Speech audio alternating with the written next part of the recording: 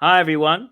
So just here with Michael and NicKr. So, but do I Yeah. pronounce the name as NicKr? Is that correct? Yeah, the pronunciation of my name is a heavily debated topic because I myself am not sure what people are supposed to call it. So, by means of simplicity, you can just call me Nick. It's completely All fine. right. Well, Nick, it's a pleasure to have you with us today, and everyone watching. You're probably already very familiar with the much renowned Michael Pierce. But yeah, Nick is I say relatively new to the world of typology, but is someone who has many important contributions. Someone who's already influenced Michael's thinking, as can be shown by Michael's recent videos on the subject of being aligned versus not aligned, going into essentially the idea of universal versus contextual approaches to the cognitive functions. So yeah, what I'd like to sort of to get this started is what Michael, what led to from your interactions with Nick to get you to start to progress your thinking to this next level.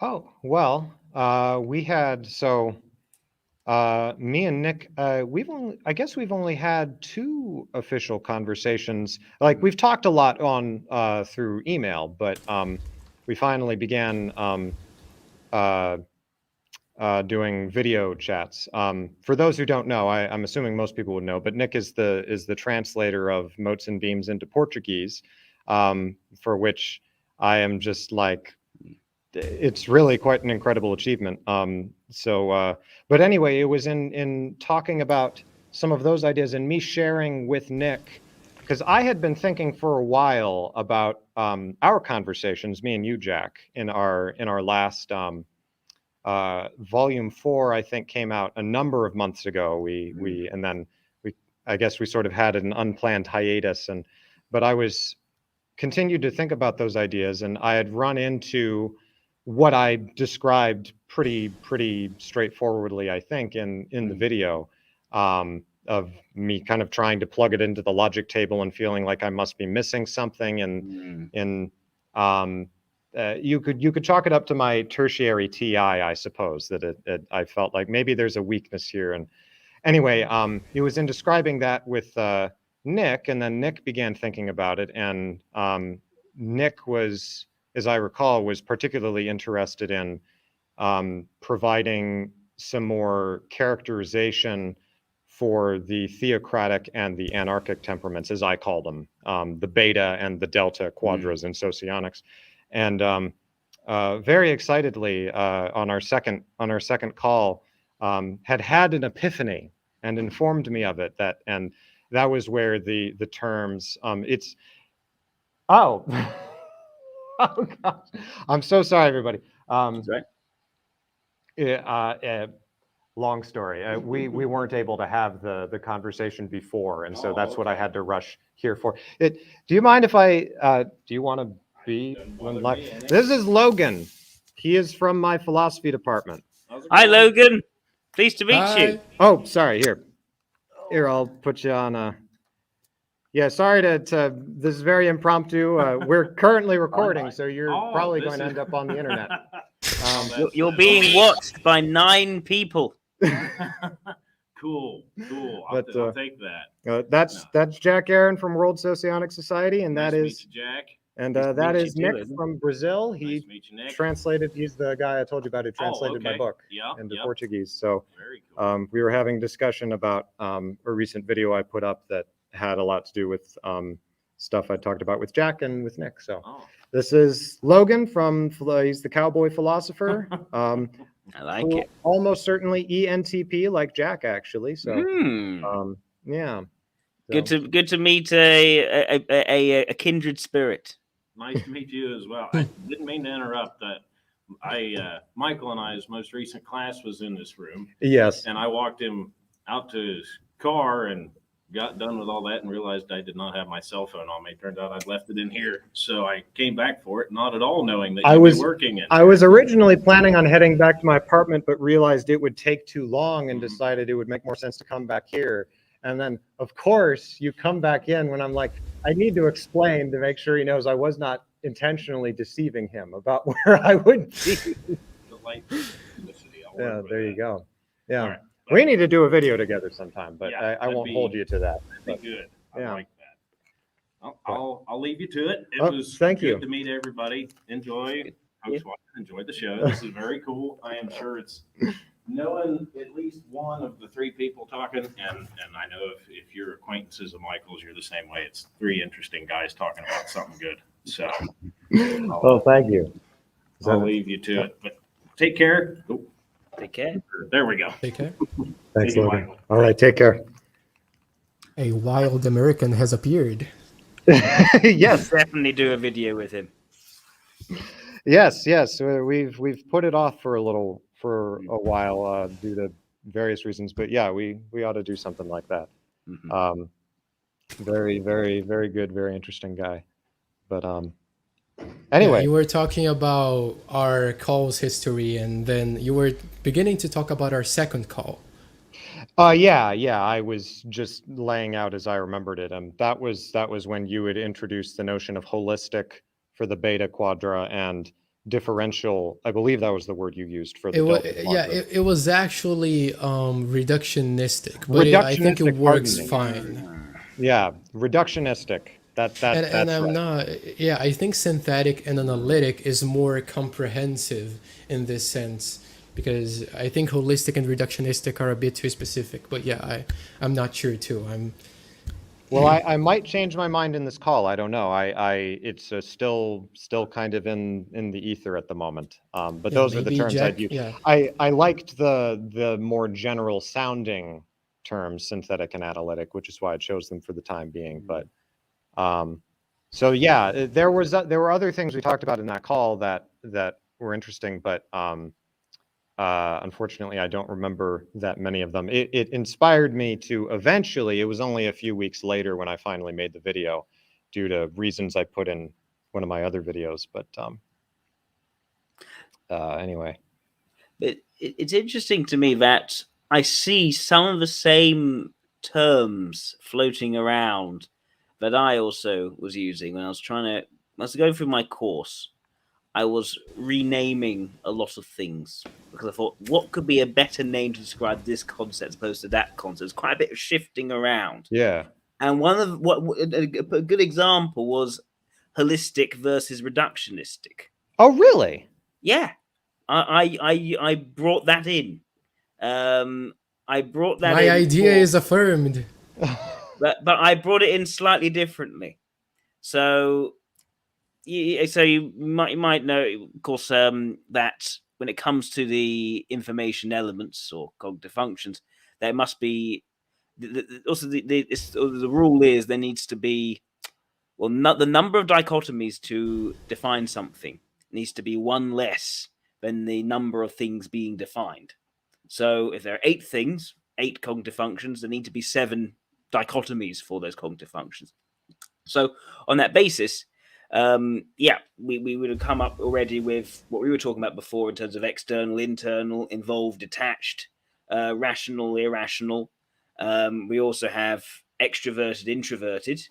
There's the next one. I'll just skip out for now. And the other two you guys have been talking about, which is universal versus contextual, and also analytic and synthetic. So that would be essentially 7. Now that 5th one, I just missed out. That's the one which would have been called static dynamic. I've called holistic and reductionistic. Yeah, I think you have described the dynamic cognitive functions in your videos as being this sort of holistic thing because it's constantly changing, overflowing, and then the static are more discrete, which I think it makes sense to describe reductionistic. But yeah, I haven't thought of that because that particular dichotomy I think was never really developed in MBTI, so it's a sort of a new thing to me. But yeah, I sort of heard of it. So, Michael, do you have any thoughts on that? Yeah, my apologies, people. There's another People keep walking in. You're in demand, Michael. I thought I would be alone Everyone wants here, your but, time. but it's all good. I was glad Logan walked in because it's always good to have him here. But anyway, yeah, I apologize. No worries. The thought I had, but I don't believe it's really related to what Nick was saying, so I don't want to get off track from. It was just to clarify that it is helpful for me to realize, because I think this was at the root of the problem I was facing in one of my videos. What you're doing with, I think, you know what? I think I'm going to have to move rooms. That's all right. I'm so sorry. I No worries. will. It's okay. If I tear this, I'll be out of here in a minute. I'm sorry. This is messing up No your recording. worries. If I've had far worse happen. Don't you worry. If I leave the studio, will that end the recording, or will I be No, able to no. join? Okay. Don't worry, Michael. You're not that important.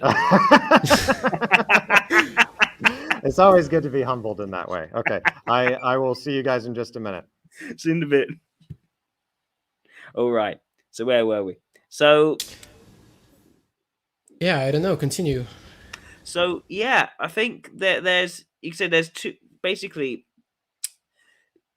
So the viewpoint you seem to be bringing into this in terms of static dynamic, well, not static dynamic, we're calling it holistic and reductionistic, was that almost the TEFI-NESI. Am I right in saying, asking you, that it's sort of about adding sort of more nuance and complexity, and thereby, I say, different, breaking things apart into different sorts of kinds? There's this, but there's also this, and there's also this, and there's also this. Whereas the other one was sort of TIFE, yeah, and then I go tying everything together. Yeah, and I say that because so we have because it goes back from the involved and detached functions, and then intuition and thinking. I believe when they are introverted, it's the theocratic quadrant, and by that I mean the beta quadrant. Beta. I don't know how to pronounce it. And because because intuition and thinking, it's detaching to find what is more fundamental and essential in this way. So what it is doing, at least from I think my neo-Jungian because extroversion and introversion are sort of different in socionics and MBTI as well. But for example, it's like they take for granted that what is essential is what they themselves have deemed as essential, and so they're always trying to synthesize and in this process simplifying the information they are gathering. And then we could say about how the appearances, the involvement is extroverted because you can more easily show it to people to get them to react to it in this way, while in the delta quadrant we have the detachment being extroverted. So what they're not trying to find, oh, I have seen this essential truth. They're more like, there is so much more of essential. Why you, beta type, are selecting your essential thing as being the end of it all? Like, we have to explore everything as being essential, because if not, you're being dogmatic in this sense. That's sort of how I've come to describe it. But I'm not so, like, it's not in my head so properly defined how the involved functions play a part on this axis. So yeah, that's sort of what I have thinking. Right. I think we're very much on the same page. Very much on the same page. This dichotomy, this one I didn't call this. I didn't call this one reductionistic. Here's Michael. Michael, I was just saying. What Nick was telling me, I think we're very much on the same page regarding the idea that for the betas, they lean towards a dogmatic understanding, almost a singular dogmatic understanding, whereas in a way, deltas are more multicultural in their approach, and they are, and everything needs to be looked at in its own unique way. So this is very much my thinking. Now, I had the dichotomy I used to describe this. I didn't call it holistic, reductionistic. Affirming and questioning. Yeah. I think you called it. Yes, questionable conclusive. And it's an idea that one is saying, no, this is it. We have decided what this is. This is set in stone, and it's not this. It's not this. It's not this. It is this, and now we're moving ahead with this. No arguments. we're making this happen. We're changing the world right now. We're moving ahead. Yeah. And yeah, the deltas, I would say, no, they remain questionable. Oh, but what about this? And what about this? And I'm not so sure about this. And doesn't this sort of depend on the situation? What if you factor in this thing? And what about this thing also this, which also goes into this and that goes into this? So how can you really be so sure? And so I think there's this idea of conclusive, the sort of conclusive type leads towards a sort of almost a sort of more sort of Faustian hubris, you could say, of his idea that we know what this is, we're going to go ahead and actually going to make this happen. Whereas the Delta side, I think, is more tied to that intellectual humility, where they never quite put together something which is certain enough to change the world with. And in a way, I think they're almost more looking to actually expand the different possible ways of thinking so that they can sort of change and grow and develop within themselves.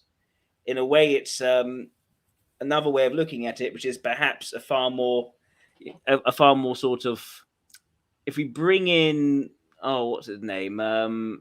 That's so annoying. What the guy who believes in phallologocentrism? Oh, Derrida. There we go, Derrida. Bring in Derrida, right? So how do we, if we privilege this towards Delta, you could say that the Delta approach is the Christ-like approach. The idea of all right. No, wait. It's going to get more interesting. In terms of, for instance, the idea that you have to sort of those types are looking to die and be reborn as they take in new knowledge and develop and grow in and of themselves, and that's always they yearn for the death of their ideas and thereby the reincarnation. Whereas, again, using Derrida, you could say that the Beta approach is more Luciferian, where it is about the application of reason to almost replace God, as it were, and to change the world and also build the new heaven, as it were. So I don't know, that's me thinking in a very Derridean sort of way. But is that connecting up? Well, it certainly is, and I do think that. By the way, is my voice echoing a ton, or is it coming through okay? It's fine. Good. It's fine. Okay, good. I do think that could be an accurate portrayal of how Derrida or a Delta, maybe because I know you type Derrida a bit differently than me, but a Delta type's perspective, perhaps on the situation. I'd need to think about it more because I know what you're getting at, but I'm not going to take the Beta types being called Luciferian quite so immediately. So I don't have a counterexample at the moment. No, okay, fine. We could flip it. We can look through the lens of Nietzsche. God is now dead. We're looking through it in terms of Nietzsche, right? And now you know how to go straight to my heart. We have the way of the Übermensch, and we have the way of the, I think it's called the last man. The last man. Yes. Yes. The Delta way that is works pretty well man. too, actually. Yeah. It's like, that's right. We have the strength to assert what is correct. That's how we'll say it. Though I don't want to get too bogged down in I had the intuition a moment ago that because I believe what you're saying is correct. I had the intuition there might be situations where, although what is happening still fits the we'll go with the Luciferian Christian, or if people prefer the Übermensch, last man, however you prefer. It would still fit that dynamic, but it may not look the way that people expect, because I do believe there are scenarios where the Delta type may come off as, from a prima facie look at it, dogmatic, even though structurally that's not what's happening, but I have the intuition there's an example like that, but I can't think of one specifically. I only have the form at the moment. If that makes sense. I would say, because, for example, and then this goes into the differences of MBTI socionics, but I'm going to push that aside for now. which is taking, for example, an ESTJ, which in MBTI is this very dogmatic, I am affirming this is the truth because I'm saying it's the truth, while in socionics it would be more like of an SLE. But going with the pure theory, it's like, because ESTJs, as part of the Delta Quadrant, they are justified dogmatic insofar as they are not trusting just their essences that they themselves have come up with.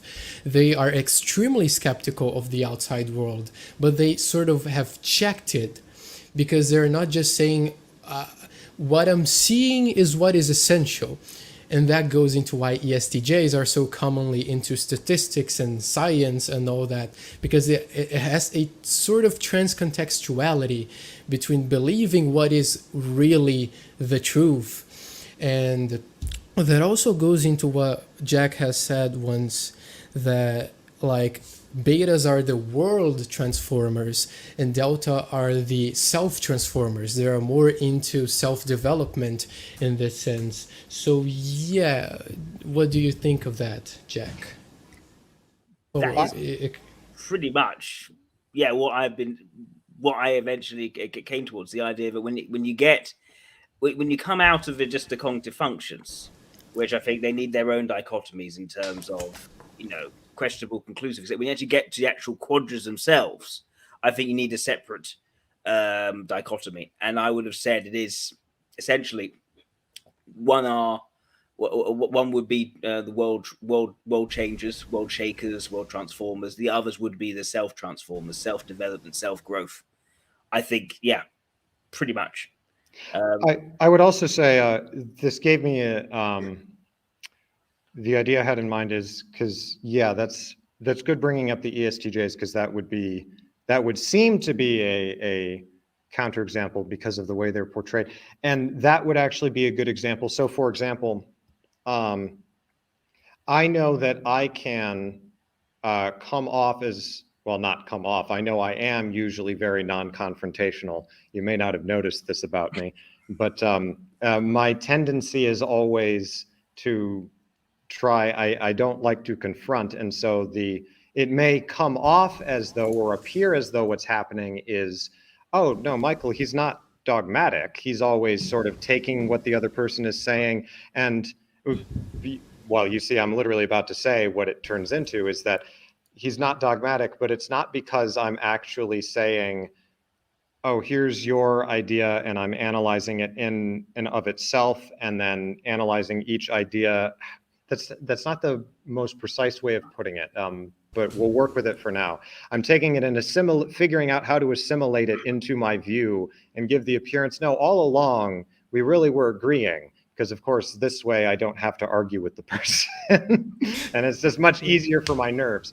I'm making fun of myself as always, but with the ESTJ, what the interactions I've had with them, this is helping me understand. I think it is in some sense they're more likely to kind of see that and be frustrated with it. And so even though technically what I'm doing is I am reconciling people with my dogmatic view, if to use that same terminology, and I may, for all intents and purposes, seem to be very and am actually in my own way very oh, here's your perspective, and I'm looking at that and taking it in, but ultimately I'm trying to formulate this one vision, and it's ultimately going to be mine. It's going to be an internal one, whereas the ESTJ is more likely to,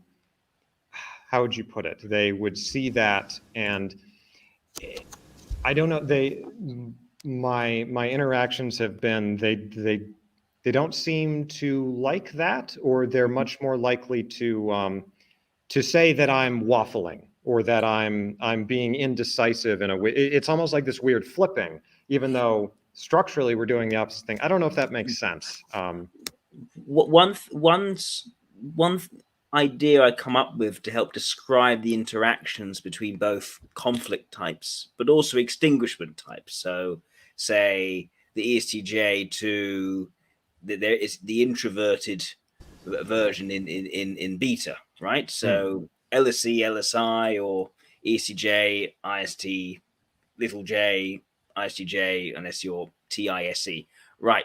I would say that the nature of their clash is in each kind of clash like is also disagreeing on a certain virtue. So what is that virtue? I think it's all down to what cognitive functions are being stubbornly pushed by either side. So when it comes to your type, Michael, I think that would be introverted intuition and introverted thinking that are being pushed. You know, your FE isn't pushed, right? You are very socially adaptive. You don't stand out in terms of, drawing attention to yourself. I do a lot more standing out than you do. You actually kind of blend into your social environment. You don't tread on toes with what mood you're giving off. But your NI and TI, I say, actually quite firm and set out in your book, for instance. Yeah. So that's what's being pushed, NI and TI. Now for the ESTJ, what's being pushed is instead TE and NE. And so this is where it ends up at loggerheads. It's over the intuition and the thinking. So what does that mean? Well, one takes what I say is a more positivist approach to truth, which I think is the virtue of intuition and thinking together. And that would be is the advocation of this is the true system. This is the truth. There aren't other truth. This is the truth. The other stuff is noise taking us away from the signal. That is what is true. Whereas you look at the NE and TE pushing of a delta, it's going to be very much that it depends the situation. I'm not going to go along with your system or your theory. I need to see how it works first. How do you put it into practice? How can I test this in front of me and collect data on it to know that at least in this situation it's going to work. So even if you were to prove it to them in this situation, in the next situation, they're going to want evidence to prove it works in this other situation and this other situation. Which is why they can't buy into any kind of vision. Because for them, it's like, well, how do I test this and work with it now? Even though you have the stereotype for the ESTJ because of the TE that I think it's a perfect example of what I'll say the colloquial concepts that we often use to categorize each other are less complex and are not commensurate with the actual MBTI concepts. So what I mean by that is people will look at, say, an ESTJ and they'll see the TE and they'll see, oh, there's this forcefulness and they're telling people what to do, therefore they must be dogmatic. And it's like, well, if you have a fuzzy definition of dogmatic, but when you look at the actual structure, there's more complex things going on, and that cut through the colloquial and make it more complex. And so in this case, it would be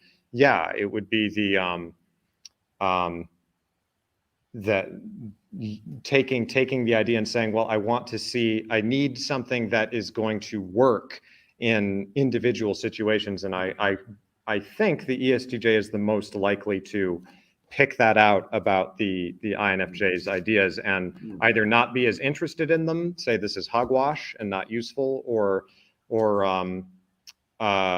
use it in a very different way or something. Or I don't know, maybe I'm playing up the conflict element too much because my interactions with ESTJs have always been pleasant, but I think that's maybe a part of the conflict relation.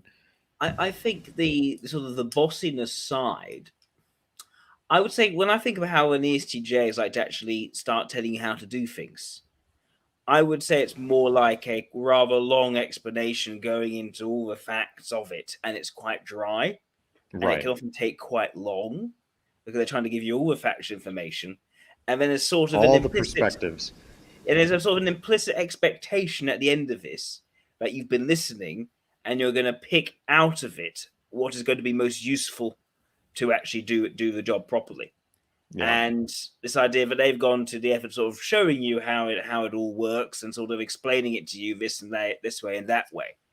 And then a certain disappointment if you don't then sort of take that on board and start utilizing it. Whereas I am immediately like, and I do want to ask for Nick's opinions on some of this, but is where even hearing that I'm just kind of like, because my reaction is no, I don't want to make the other person have to break it down because they'll never remember all this stuff. And I can't remember all this stuff. So I'll break it down for them. I need to distill it to the essential elements. And then I will share that with them so they have the proper perspective so they don't get misled, which is, of course, that's where the dogmatic element comes in, or the accusation of dogmatism, because there's the ESTJ would saying, no, how dare you? You're not letting me make my own decisions. And I'm like, well, you'll never see it unless, you have to have the right, that, that's like Jung continually emphasizing how in science, he's like, no, you can't just look at the facts. You need to also have the concepts and things that allow you to see the facts properly, which I resonate a lot with. Oh, that's very interesting. That would be a good way to explain that.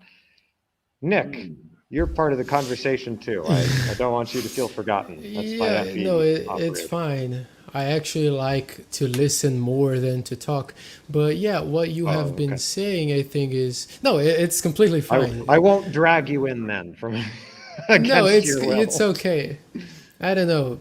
Anyway, like it really fits into my understanding of the types, as you guys are saying too, because it comes back to the synthetic portion of the theocratic types, where they're trying to bring things together in the sense of it being more simple to then translate it to people for them to understand as well, while the delta types like the ESTJ may bring this long, detailed explanation that doesn't make any sense if people don't get it.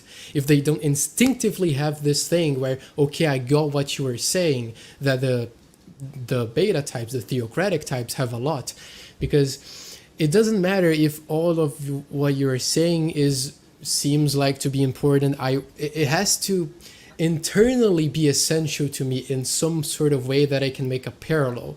That's sort of how the INFJ works. And that's, I think, all I have to say about that. I don't know. One thing that comes to mind also, when it comes to bringing things together versus separating things apart, almost a challenge or an extra thing to suggest here is whether the alphas and gammas perhaps even differ even more sharply on the bringing things together and telling things apart side. Whereas I think for betas and deltas, it's less about the togetherness and the apartness. I think it's more about the certainty with which we treat our convictions. And I would say that when it comes to alphas, I think we think of who are the grand theory builders, who are the ones who come up with the models of the universe, perhaps most often, the theoretical cosmologists. I think it's almost very likely to be the alpha NTs. And similarly, the alpha SFs are going to be the ones who are going to be about everyone kumbaya, everyone come together, be inclusive, everyone have fun. No one's above anyone else. Everyone's on the same sort of horizontal level. And meanwhile, I think that sort of sharply critical, skeptical, sometimes even cynical side to gamma. This idea that you can't absorb me into the Borg and tell me how to think sort of approach, I think is more of a gamma sort of way. And that fierce independence, that need to preserve one's autonomy, to act of one's own will in one situation, again, I think it fits more into gammas. The idea of gammas aren't really the team players so much compared to the alphas. It would always be very about seeking a nice consensus. Yes. So the way I wonder about it is, I kind of see NE and TI and SI and FE being the ones which are what I call attractive. I was talking to this with Michael in our early videos. They're the ones sort of trying to sort of piece everything together, although they're not so strongly conclusive or questionable. They've got mixes of both, which is why alpha theories, although they're bringing everything together, they're also a bit open-ended. Right. And they're not quite, it's always just a theory rather than this is absolutely what is true and there's no doubting or questioning it. And yeah, there are no heretics, as it were. Whereas you look at, say, the gammas versus the deltas, I would say that when it comes to the deltas, yes, they are very much about being questionable, that sort of intellectual humility, which is basically the dying and being reborn in terms of their theories, therefore constantly self-developing and growing. But that also carries with it a certain receptivity to a receptivity to being connected to some degree. This idea of a good faith judgment, the idea of sort of reaching out and trying to explore that other perspective and get to know people and sort of harmonize one's relationships with others and not actually, have as much of a forceful conflict with people.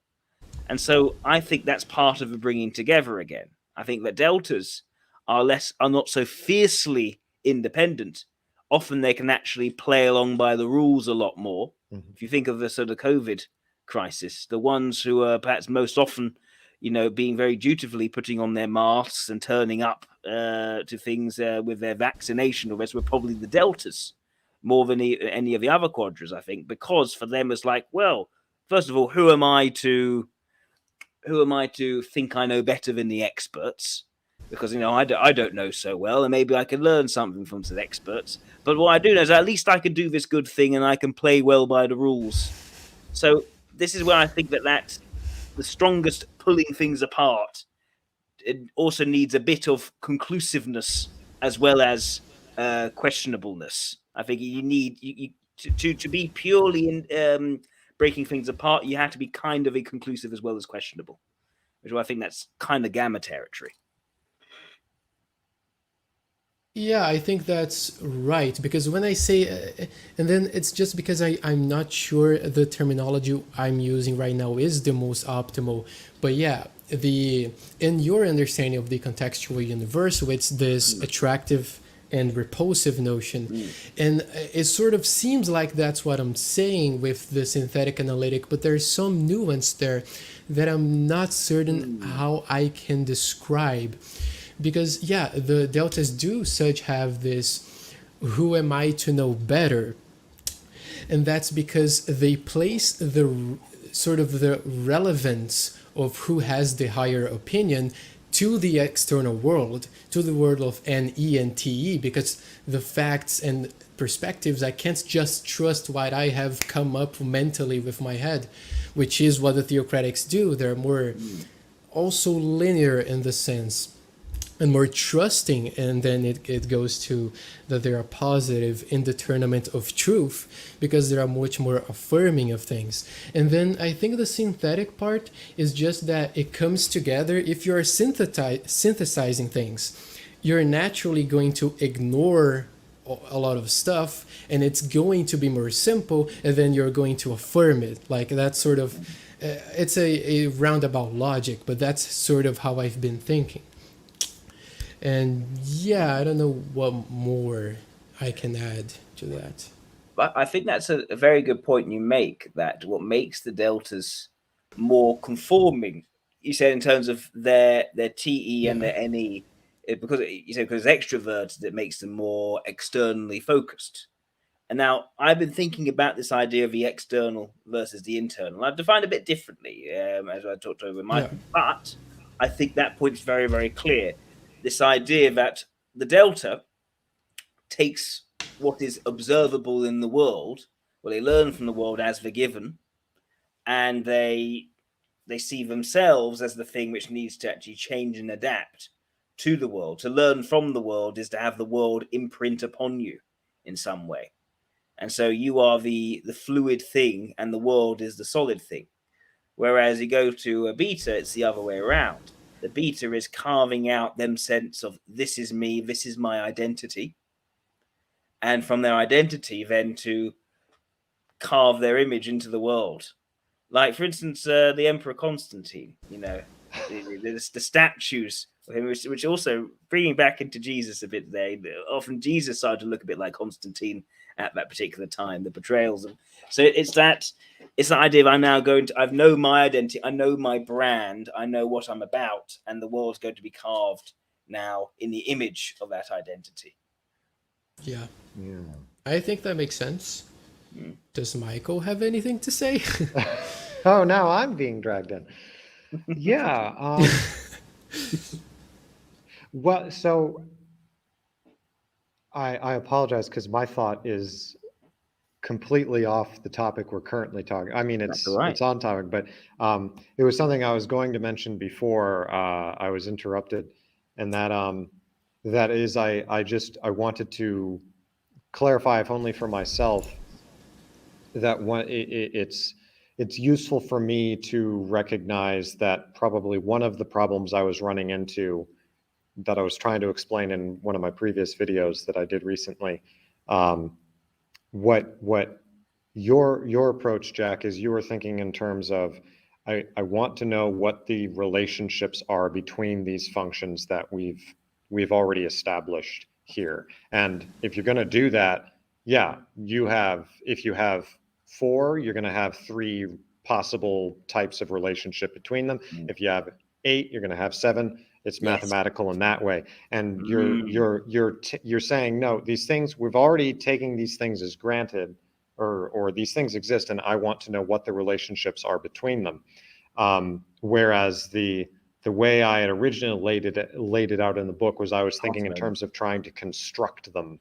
And so from that perspective, that I think that's where you get, that's what I was unconsciously getting at with the parsimony overdetermination thing, because it's overdetermining if you're thinking in terms of trying to construct the functions out of it. And it's like, oh, I can construct it out of multiple different parts from multiple different angles, and that's weird. But it's weird if that's what you're trying to do, is trying to build them up. So I just wanted to clarify that point as I'm kind of thinking about that. But I didn't. Yeah. I think parsimony, I think, is the beauty of parsimony is that it allows you to get to the point quickly.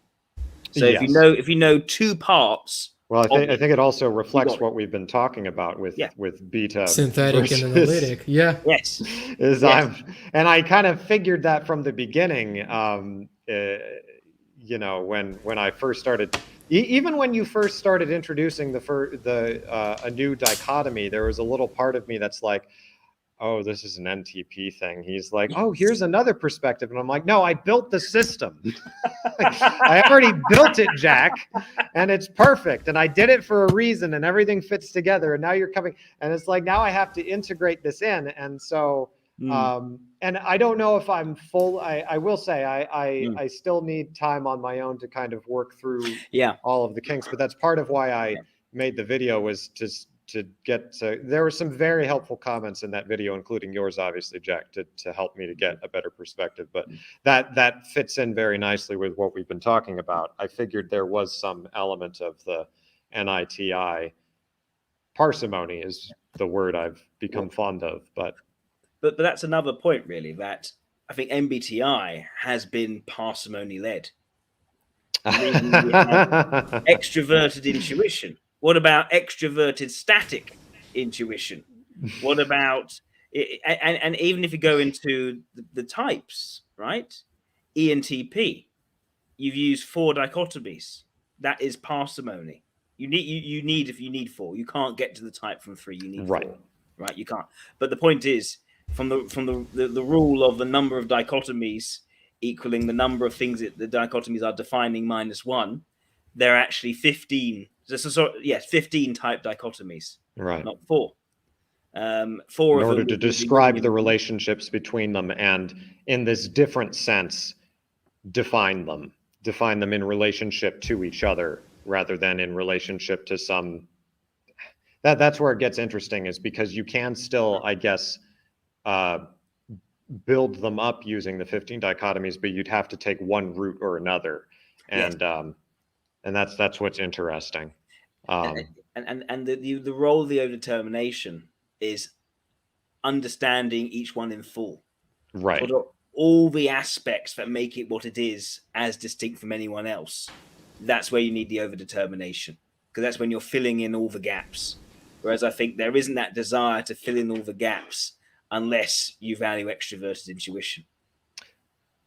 But Jack, which route is the correct one?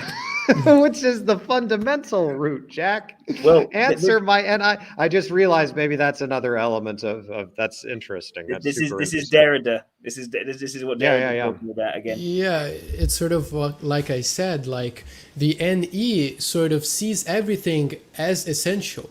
And then Michael is like, but I have to choose the essential, not all of these mess.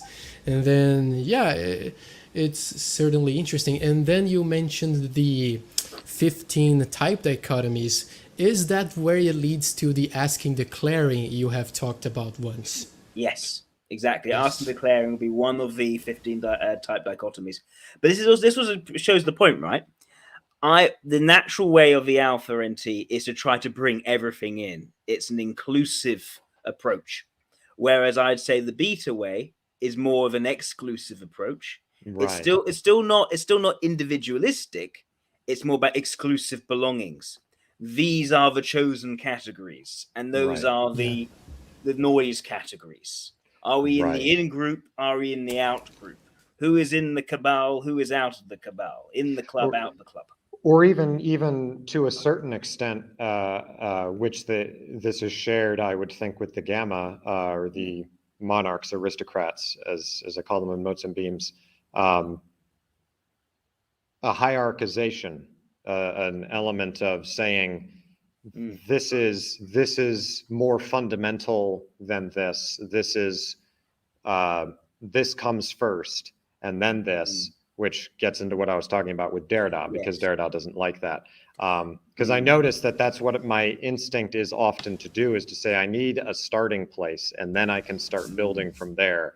And yeah, anyway, I'm just kind of repeating what's been said. But that's interesting, because I think the Gammas, I think this idea of a hierarchy, I think is one which requires to some degree the mixture of the collective with the individual. Because I see. Because the idea of hierarchy, you have the pyramid, right?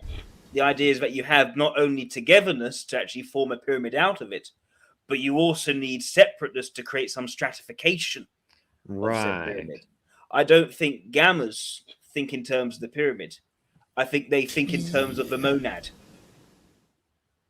Yeah, like if I would try to come with my own gamma mind to an answer, it's like, it's not a hierarchy. It's like, it's very individual. There, you can't, in some sort of way, when you put it into a category, into a hierarchy, you're collectivizing in some way. I'm not using the right words, I think, but like, I like to emphasize a lot the purely individualistic notion of the things, and not mix this with the hierarchy, if that makes sense. This may come back to Plato's Republic, for example, which tried to do this categorization of society. But yeah, I wouldn't go too far because I'm not that knowledgeable in philosophy in general. But yeah. But also this idea, if you look into the idea of a lot of pyramids, but also obelisks, at least the pyramids before, age and decay, started to affect them, they had a gold top, right? Same with the obelisk, had like a material at the top which was different from everything which was underneath. Mm-hmm. And it's this idea of showing both separateness and togetherness combined, which I think is what makes hierarchies possible. Right. And why, if we think purely if we privilege, as it were, the universal versus contextual, or attractive, repulsive, if we privilege that dichotomy over the other one, questionable, conclusive, essentially, or world changing versus self-developing, you'll see the betas being a derivative, as you say, of both. Right. Well, which Michael certainly made in his book, the assumption that the Theocratics are ascending in the pyramid and the anarchics are trying to get back in to each point of individuality and not trying to make this sort of hierarchy, I think, or something. Yeah, the because there's sorry. It takes me so long. It's like I'm starting a car, with an old style car. That's how my talking often is. It's like, I. Okay, sorry. Yeah, the moving up the pyramid to the top, the theocrats moving down.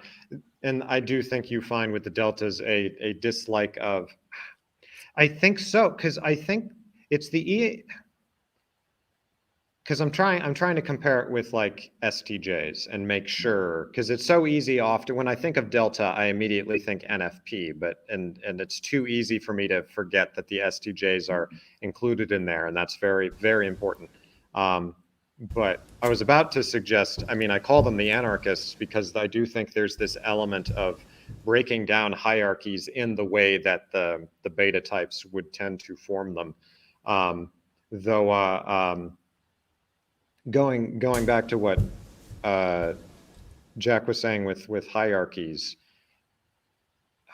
well, I guess I don't know if I have anything specifically to say other than it does make me think about Nietzsche, who I believe you are of the opinion that Nietzsche is ultimately a beta type, and I've usually typed Nietzsche as gamma, and I'm currently reading a biography of Nietzsche, and it's making me wonder. I don't know where I will fall by the end of the biography, but I've always, I mean, regardless of what type he is, I've always had, and as I've said elsewhere, I've had a very strange affinity with Nietzsche, and that has only increased as I've been reading his biography.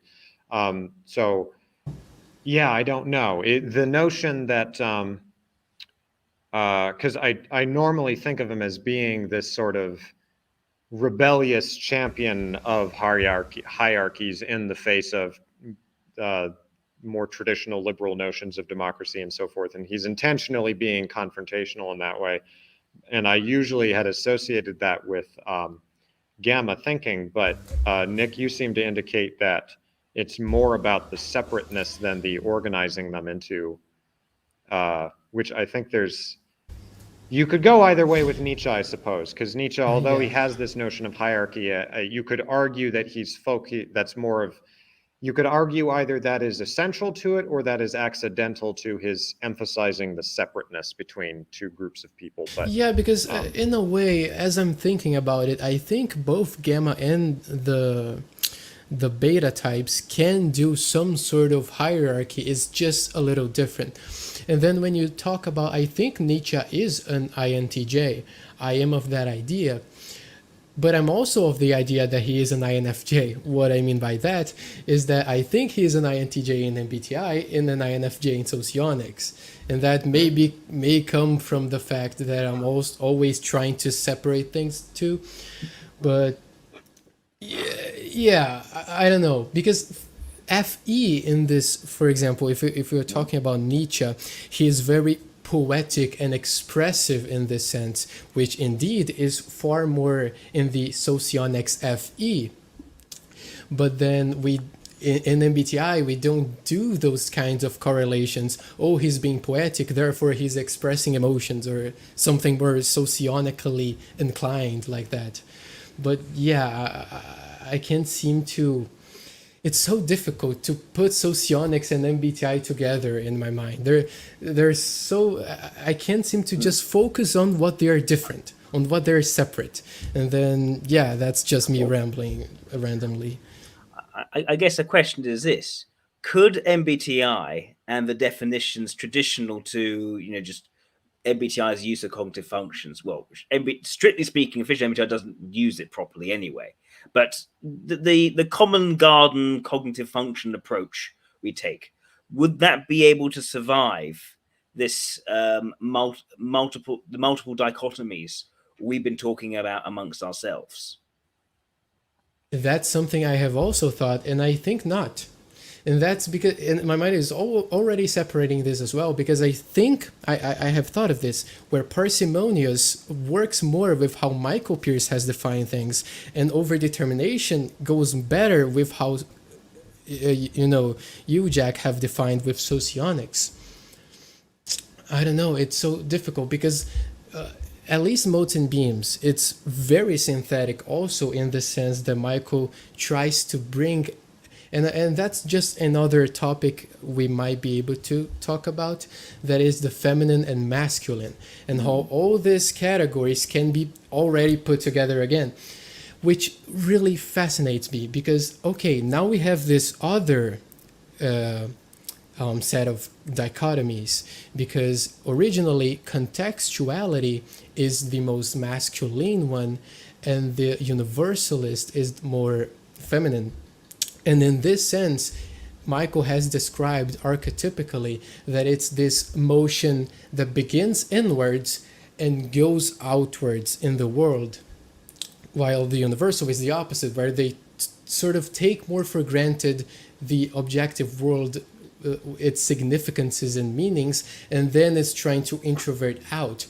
And I think that also makes a lot of sense with the theocratic and anarchic. It's parallel in this sense, where the theocrats are also pushing themselves onto reality. They're sort of imposing their essences into the world while analyzing them as it appears, while the anarchics, and that's something Jack Aaron, I think, just described, that the anarchics are pulling, it goes back to the world-changing thing, where the theocratics are trying to change the world, and the anarchics are trying to change themselves in this self-development way.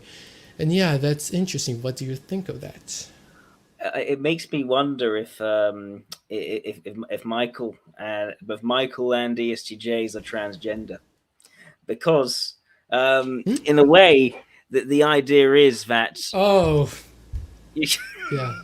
you got it just to make Michael change to a different shade of pink on his face. But no, what I mean by this is that when you take the IEI, you take this type, it's one where the values are masculine, but I would say the traits of this type as being the least confrontational out of the beasts, the most inclined to actually want to submit to someone who's actually more dominant in a relationship, is seen as being a more feminine sort of type. Whereas you swap that around to an ESTJ, which I would say comes across as far more masculine in their sort of practicality, what are we doing sort of side, but their values, I think, are actually far more feminine, in that they're looking to be impregnated by the world in some way. And this kind of idea that those are the types which I think both sort of encompass both the extremes in terms of femininity and masculinity in themselves. Well, yeah, I agree with that. What I would say is, and just so it's clear, because I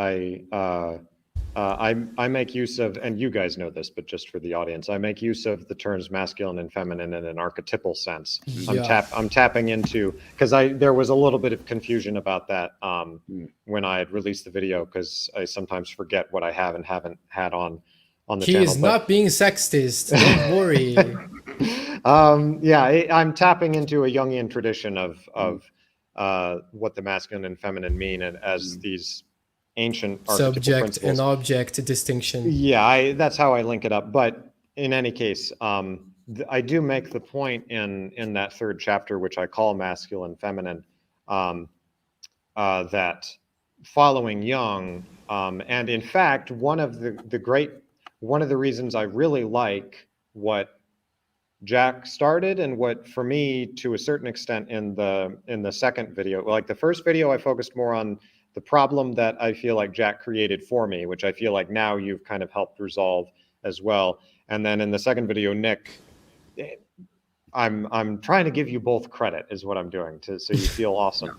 But the point is that what I found very valuable was it helped me to see how all of the types can be thought of as hybrids and as pure in their own way, with respect to the masculine and feminine. Because before, exactly what you said, Jack, in my original, in Motes and Beams, the theocratic and the anarchic, they were the transgender, if we're to use that term. They were the hybrids, and gamma and alpha were the pure ones, because I only had contextual universal, right? And as a result of that, and that was what I believe originally prompted Jack to be like, now hold on a moment, because that, there's a number of problems with that. And I really, really like what I currently have, where when you introduce another dichotomy, even just one more, you're able to shift it around. So now everybody, because it's actually essential to my system, or at least to my way of thinking, as I lay out in the third chapter, from a Jungian point of view, everybody has the archetypal masculine and the archetypal feminine. I'm very Yeah. strong on that from almost a metaphysical point of view. I think that's very important, that everybody has those energies in them. Everyone's trans in this way. Yes. You see, there you go. But so that and it endless sort of back and forths between who is masculine in which way and feminine in other ways, and how they mix and match in these. Yeah. Anyway, that was the thought that I had. But also that also got me to thinking about, because also ideas about masculinity and femininity also, I think, vary a little bit in culture. Yeah, I try to set up very clear definitions of what I was talking about with it, but yeah. But I'll give an example, right? When we think of, say, there's quite a difference between, say, the more traditional, I think, understanding of masculinity and femininity, where the masculine is more about more pushing, more assertive, more take charge, more creating the land of order, where the feminine is more the chaos, as it were, the area of multiple interpretations, the area of ambiguity, but also a degree of submissiveness as well, and the receiving of the out pushing of the man, you could say. But I think I'm also thinking of some of my my sort of more Jewish cultural upbringing, and some of the ideas of masculinity and femininity there. And in that, the idealized female woman is one where it's less about the sort of the maiden to be impregnated, and it's more to do with the sort of the mother to nurture.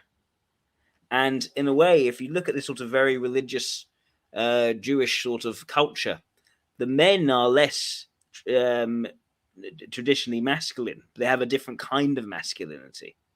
And it's no longer one of laying down order in a very definite, assertive way, but it's almost a kind of masculinity that's more childlike, in terms of actually staying in school and continuing to learn and uncover the mysteries of the universe and make sense of it in some kind of way. But not to set it down as a set order, but to keep questioning and keep it being open and almost being provided for by the maternal figure. This idea of the yeshiva, the idea they almost say students for life, and the feminine actually does a lot of the work and keeping things together. Right. And it's interesting because in Motes and Beams, I found myself going against the more traditional version of masculine and feminine to a certain extent, and unbeknownst to me, I remember realizing after the fact, there's a number of things I've realized after the fact that I sort of happened to align with. For example, notions in the Kabbalah and in some of Jewish tradition to a certain extent, because I know what you're talking about. Well, you weren't specifically referencing Kabbalah. I brought that in, so I didn't mean to attribute that to you. But the notion of because in Motes and Beams, I explicitly, because I associate the feminine with universality, and because I associate universality with this notion of order and rules and things that surround and keep things properly in their place, whereas the contextual, the way I lay it out, is almost, I relate it more to chaos in the sense of being this formless but powerful energy that like Nietzsche's will or something like this, that's flowing up and now, and so which I found out later, at least with the characterization of the feminine as being this I believe in the Kabbalah anyway, there's this direct association with the feminine and the Torah, with the law,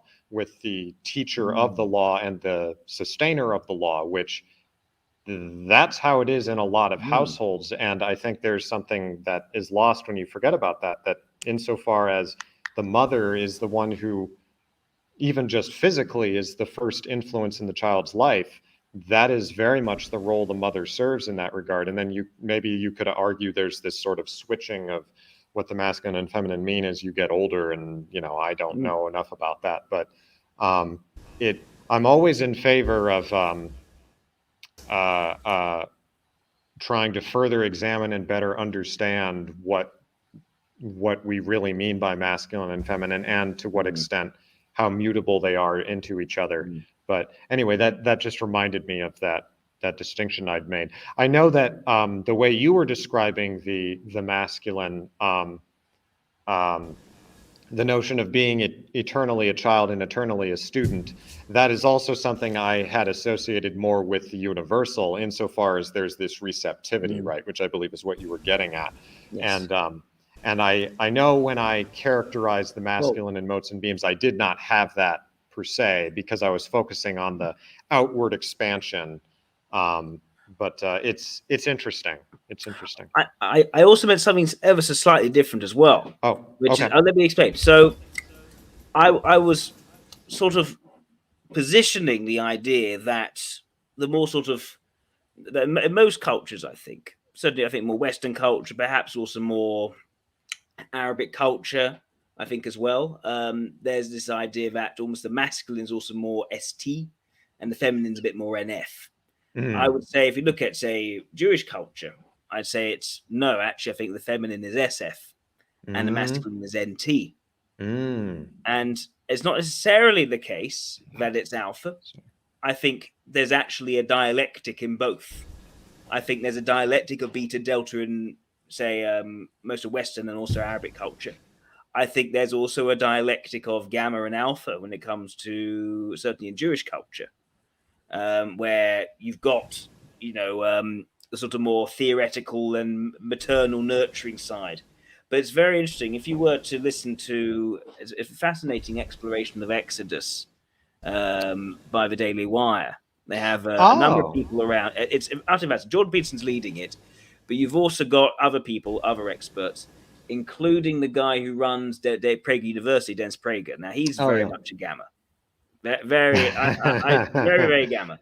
Yes. I'd say he's an ESI, but he says, at least the Jewish approach is not one of turning the other cheek. It's almost, if you've done wrong to me, there's nothing wrong with actually celebrating when when the person who's out to kill you has been killed. And so there's sort of more of a harshness to the Jewish approach from the Christian approach. So there is, I think, actually kind of a gamma alpha dialectic there, as opposed to a beta delta dialectic. I think in certainly in the Western, and I think also the Arabic Islamic world. So yeah, I think that there could be something interesting there. I'm not sure what you guys are thinking. What are you thinking, Nick? Yeah, that's an area I certainly have not thought of, and that's mainly because my general knowledge of religion and everything it encapsulates is pretty bad. Like I'm trying to follow what you guys are saying, but then when you mention particular religions, I'm not following it because I just don't know. But yeah, so maybe Michael, as a person more fitted to that, would have an opinion. Oh, well, one of the reasons I deflected to you is because I didn't have anything to say per se. I didn't have anything per se. I think Jack already put it pretty well. It's like the ZNTP is trying to make we expand more ideas, but he already set the stone in the place, and then what else is there? What I will say is that's an extremely interesting idea, of looking at, and we don't have to get into this, but looking at different cultures or broad cultural sweeps and seeing the typing them to a certain extent, but seeing the dichotomies there and distinguishing, say, between I'm sure you've I remember us talking about this, the notion of because you have beta delta sort of forming this opposition, and then you have alpha gamma forming an opposition, and I could have sworn we had talked about this, and you had a word for describing that dichotomy. Dialectic. What's that? Do you mean dialectic, or do you mean, I see, the nature of their argument, as it were? Yeah. Versus identifying. Right. Would you care to explain those some more? Yes. Because So, I'm very interested in seeing the beta, delta, what's going on there, as opposed to the alpha, gamma. And then once you have words there, then we can take that and apply it to, the Jewish or Arabic community, the American community, whatever community we want. So there is, okay, I've talked about what the original terms were, because these could be pretty interesting as well. The original terms for this were democratic and aristocratic. Right. Okay. So the idea was that the alphas and gammas were democratic, the betas and deltas were aristocratic. Yeah, that's right. Yeah. Right. You had made that sort of not a subversion, but you took some of my notions. Anyway, I remember us talking about that. So that is socionics had that at least to start off with. Now, I didn't think it worked. I think that it partly worked and it partly didn't work. The connotations of aristocratic work brilliantly, I think, worked brilliantly for beta, I thought. Although I think you interpreted it differently when you were talking about monarchic. I think that's the understanding of the individual, I think, side there. Yeah. As opposed to someone within a hierarchy, which is that mixture of both. I think you kind of need the hierarchy to have the idea of the aristocracy, as opposed to, say, the oligarch. I say the oligarchy almost becomes more gamma. But there is, whereas the democratic type worked very well for alphas. I think everyone coming together, forming a nice consensus, that no one really stood out from anyone else. Everyone sort of had the same sort of vote. I think that idea, the focus on the demos, makes a lot of sense. It didn't. But I'm sorry. No, it's fine. I was saying, let reason decide. We are not.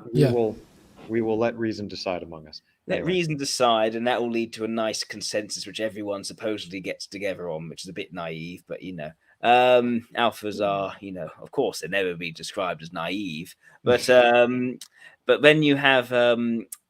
But then the problem is describing deltas in terms of aristocratic. Right. And as soon as you ask sociologists about this, they come with some kind of mental gymnastics for how deltas can somehow still be aristocratic. It was never satisfactory.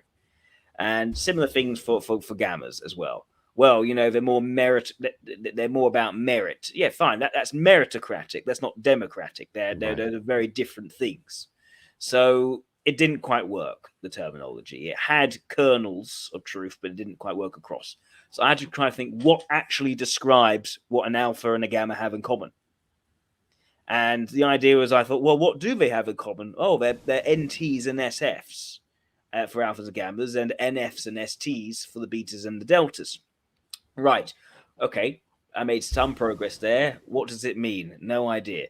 I had to really think about it. Yeah. Eventually, I thought, well, what does ST? What is the significance of ST as opposed to NF? Well, ST, that's both external information, ST, sensing and thinking, and NF are both internal information, intuition and feeling. So the idea there is that what the betas and deltas have in common is the bringing together of internal and external. And then I was thinking about the alphas and the gammas. Well, it's the same kind of idea, but the bringing together of involved and detached. So, I see. Okay. Yeah. Right. So, and external, internal, the way that I've typically referred to that as denotative, connotative, just to link those up. There's arguments in favor of your using those terms, but I just needed to make that connection. Yeah. Yes. So I think the reason why I liked external internal is because that then connects to the nature of a debate. The nature of a debate between alphas and gammas is over how involved or detached are we meant to be? And the nature of debate between the betas and the deltas is how external or internal things are meant to be. Things, us, is it us? Is it change? I think it's about where the change is meant to happen. Is it external change? Is it internal change? For the alphas and gammas, it's, are we meant to be involved all together, or are we meant to be detached from each other? Interesting. I'm still thinking about the I really like that because that provides, in my head, for whatever reason, that provides this like additional justification for having that third dichotomy in there, or that second dichotomy on that level anyway, because it would begin to, oh, that's very interesting. So is it that the who falls on which side, or is it more in terms of because my intuition would be that one side argues, oh, we should be involved in this way and detached in this way, or were you arguing that it's actually more straightforward than that, that one side is much more in favor of full involvement and the other side is much more in favor of detachment? Oh, that is how you go with it. Each Okay. each one leans in a different direction on this tug of war. The tug of war, the two tugs of war. One is the as where should we identify, and the other tug of war is where should the transformation be going along. Right. And then the idea is that for the where we should identify, the alphas are saying we should be involved all together.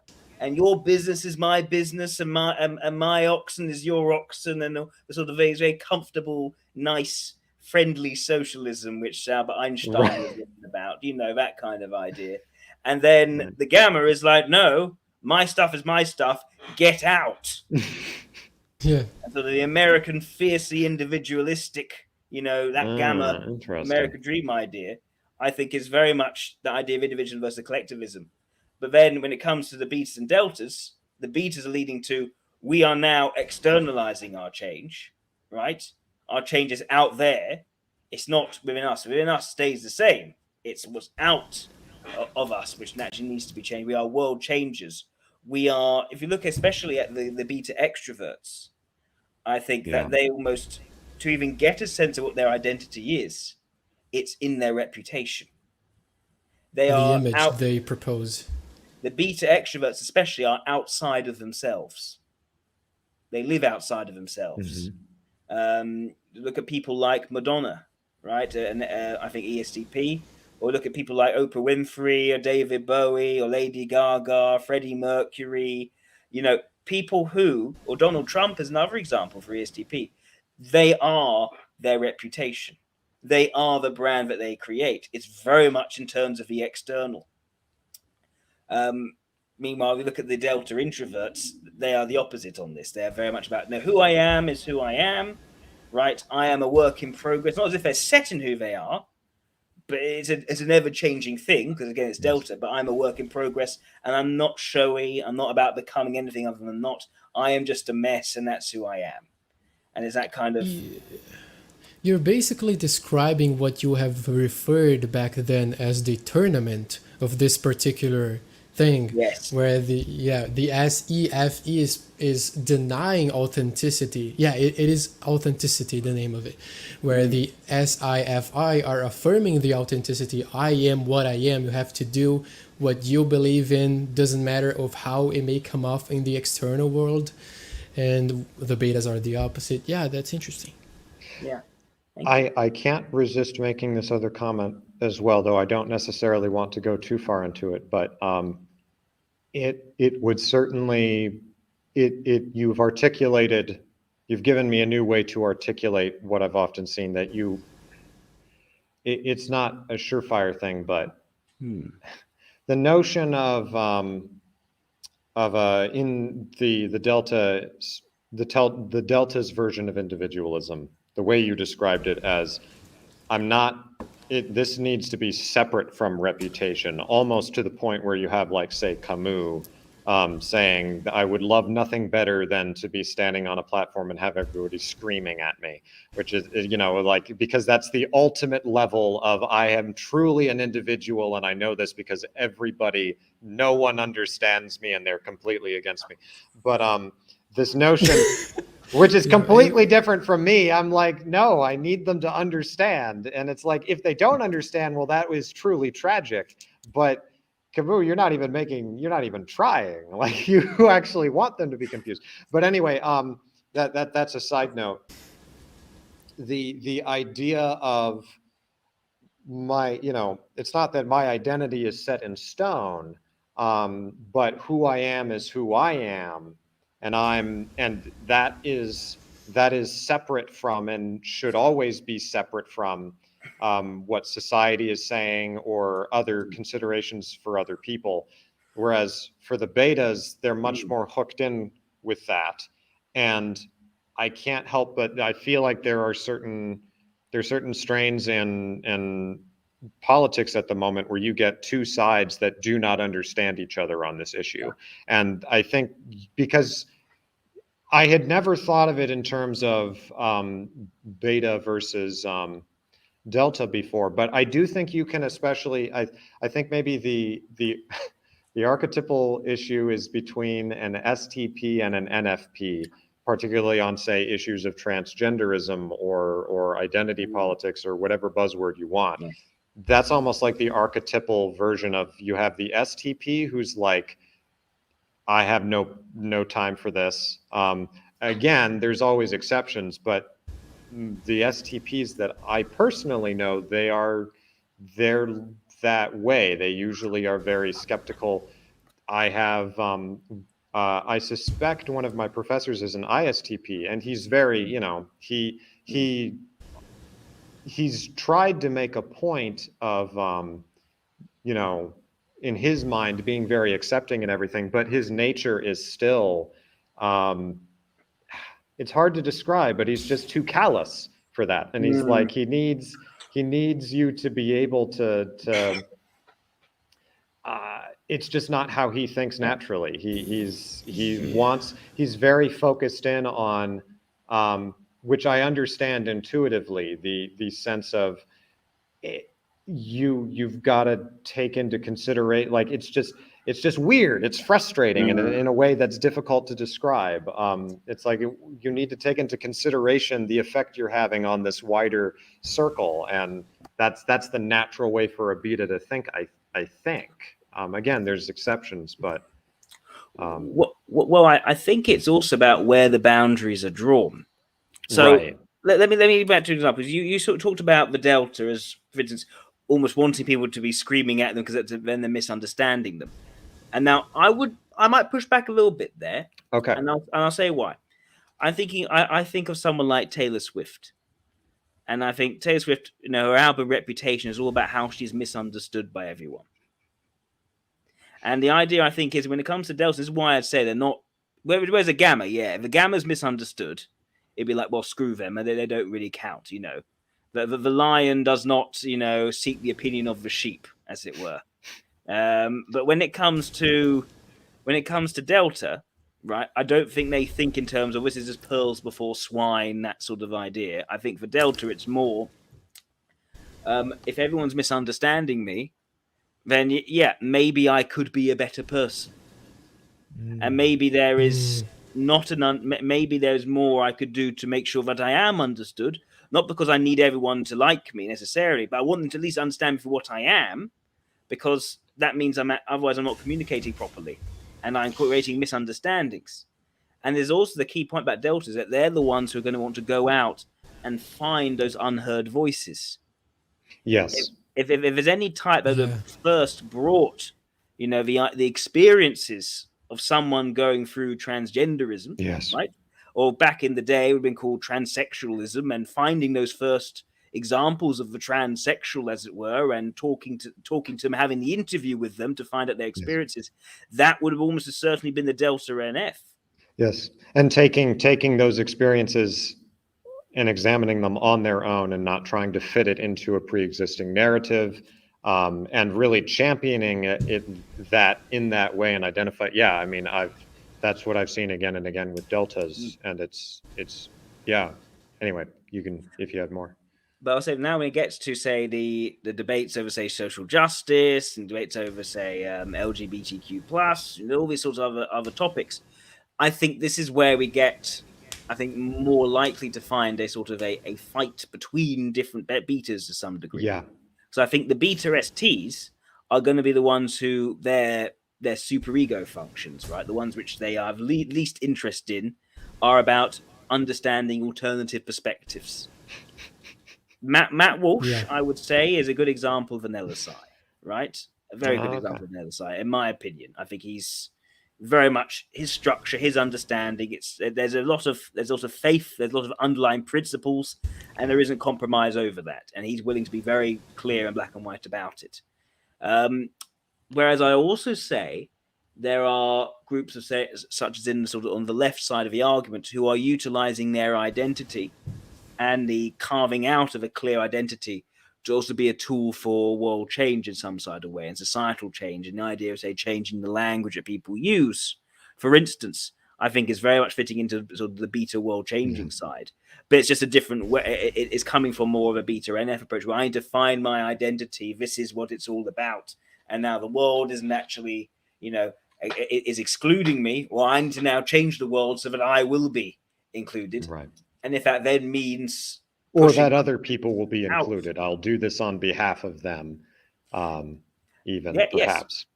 But also, for instance, the whole problem is, for instance, this idea that, say, there are protests in Australia recently for an activist on the other side going to Australia and New Zealand and being very firmly resisted. And it's debate between the TERFs and the people who are transgender, at least the politically active ones. I say the politically active one won't say they all of them, can't speak for all of them, but there is that idea that that's a lot of the biological women are feeling now displaced and having their terms taken away, because the idea is that it's not necessarily going to include anyone. It may end up excluding others in other sorts of ways. And so it is sort of a world change. It's a world order rather than we just want everyone to be included. Right. And I think it then becomes a sort of a clash of ideals. I feel like Nick, I'm curious. It makes sense because the betas are, in this sense, also affirming in that they are saying that this is what is right. But if you say something is right, something is wrong. And then they create this circle of what is here is optimal. And then what is not here is, all this leftist thing. But I was thinking of something Michael Pierce mentioned, and I also say the full names for some reason. I should just call him Michael.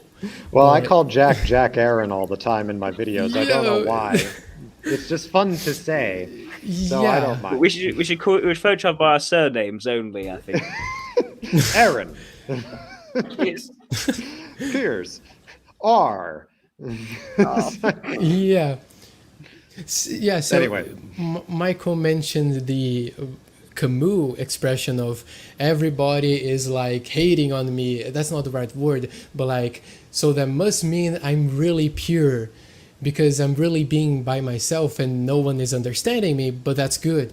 And particularly by that, I have caught myself a lot of times where I do something, because this is by saying that I am an ILI, FE is my blind spot, and I'm very horrendous when it comes to how I come off to people. I just don't care about it. And sometimes me not caring about that has caused issues. For example, people thought something that I did not mean to imply. And then I was like, yes, that means that person, because it's, how do I explain it? It's like there is some sort of, it's not the right word. I'm always limited in my vocabulary, it seems. But coming from, for example, it's like I feel some sort of pride in people misunderstanding me, insofar that means they have just caught themselves up on the mere appearances that don't mean anything. Like, it's like, yeah, you should have you should have went wrong on this, because you should not pay attention of how I come off in this emotional sense.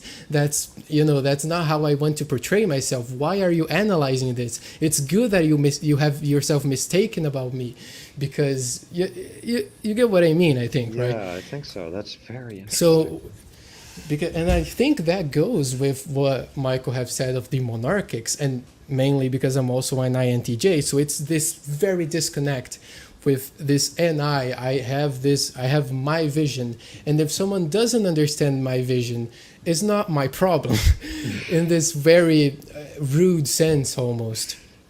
But yeah, in socionics, it's more like, it's really about people. It's like people try to analyze this sort of mask that I have, this metaphysical thing that people are talking about that are called emotions. And but how did you get into this conclusion? How did I? It's probably because I'm FE one dimensional. It's very difficult for me to measure.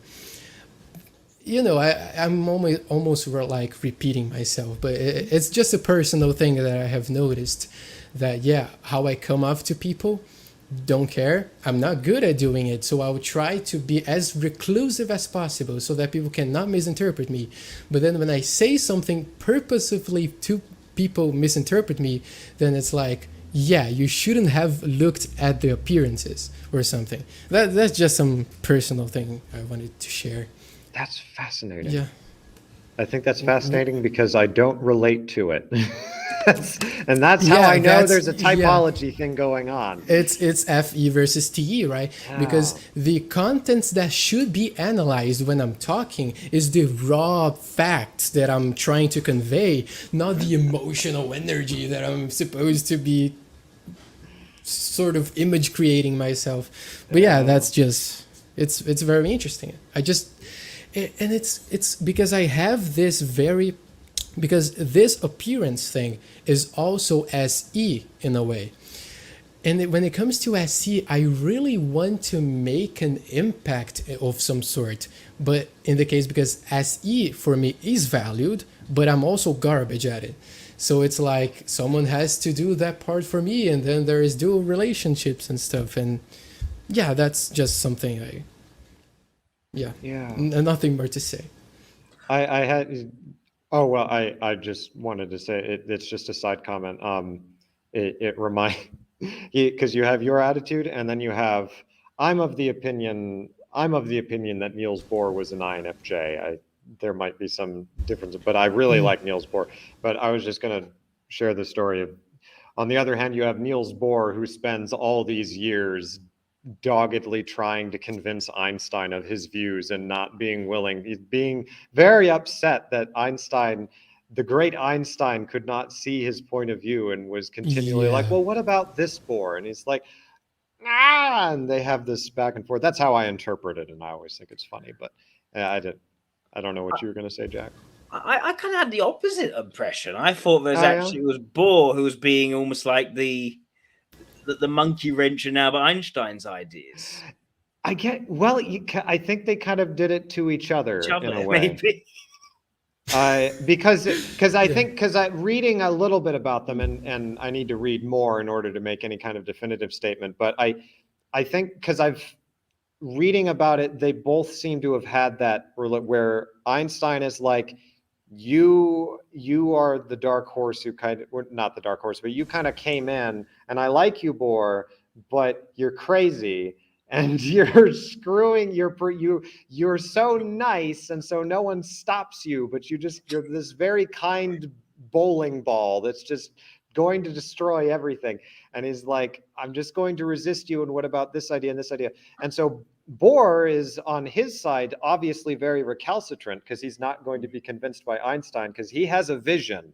He's solved the problem of life, the universe, and everything with his image of complementarity and everything.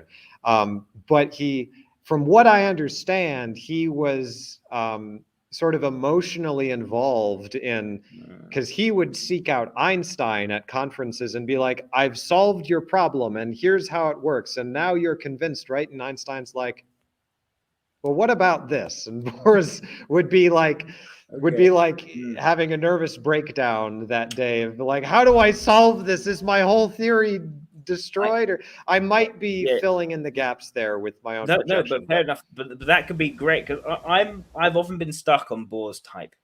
Yeah. I've always been stuck. I'm talking to my friend Peter Bartle about it. Peter's, I think, a great guy to talk about different sorts of famous type, because he's a huge wealth of knowledge. Yeah. He's like a walking encyclopedia. But he thought maybe ILI. And I was thinking, there's something, I don't know, there's something not quite, I can't see extroverted ethics being his vulnerable function. He seems almost too nice and sort of too diplomatic, while also sort of being a monkey wrench in things at the same time. Yes.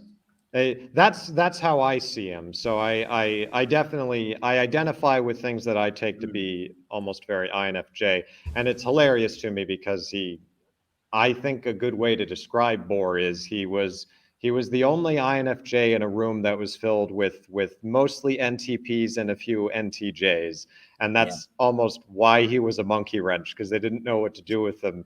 Because he just knew how to like soothe people's emotions, but he was also crazy and not the best at mathematics. And so they're like, I could go all day talking about stories about Niels Bohr. He's fascinating, but anyway.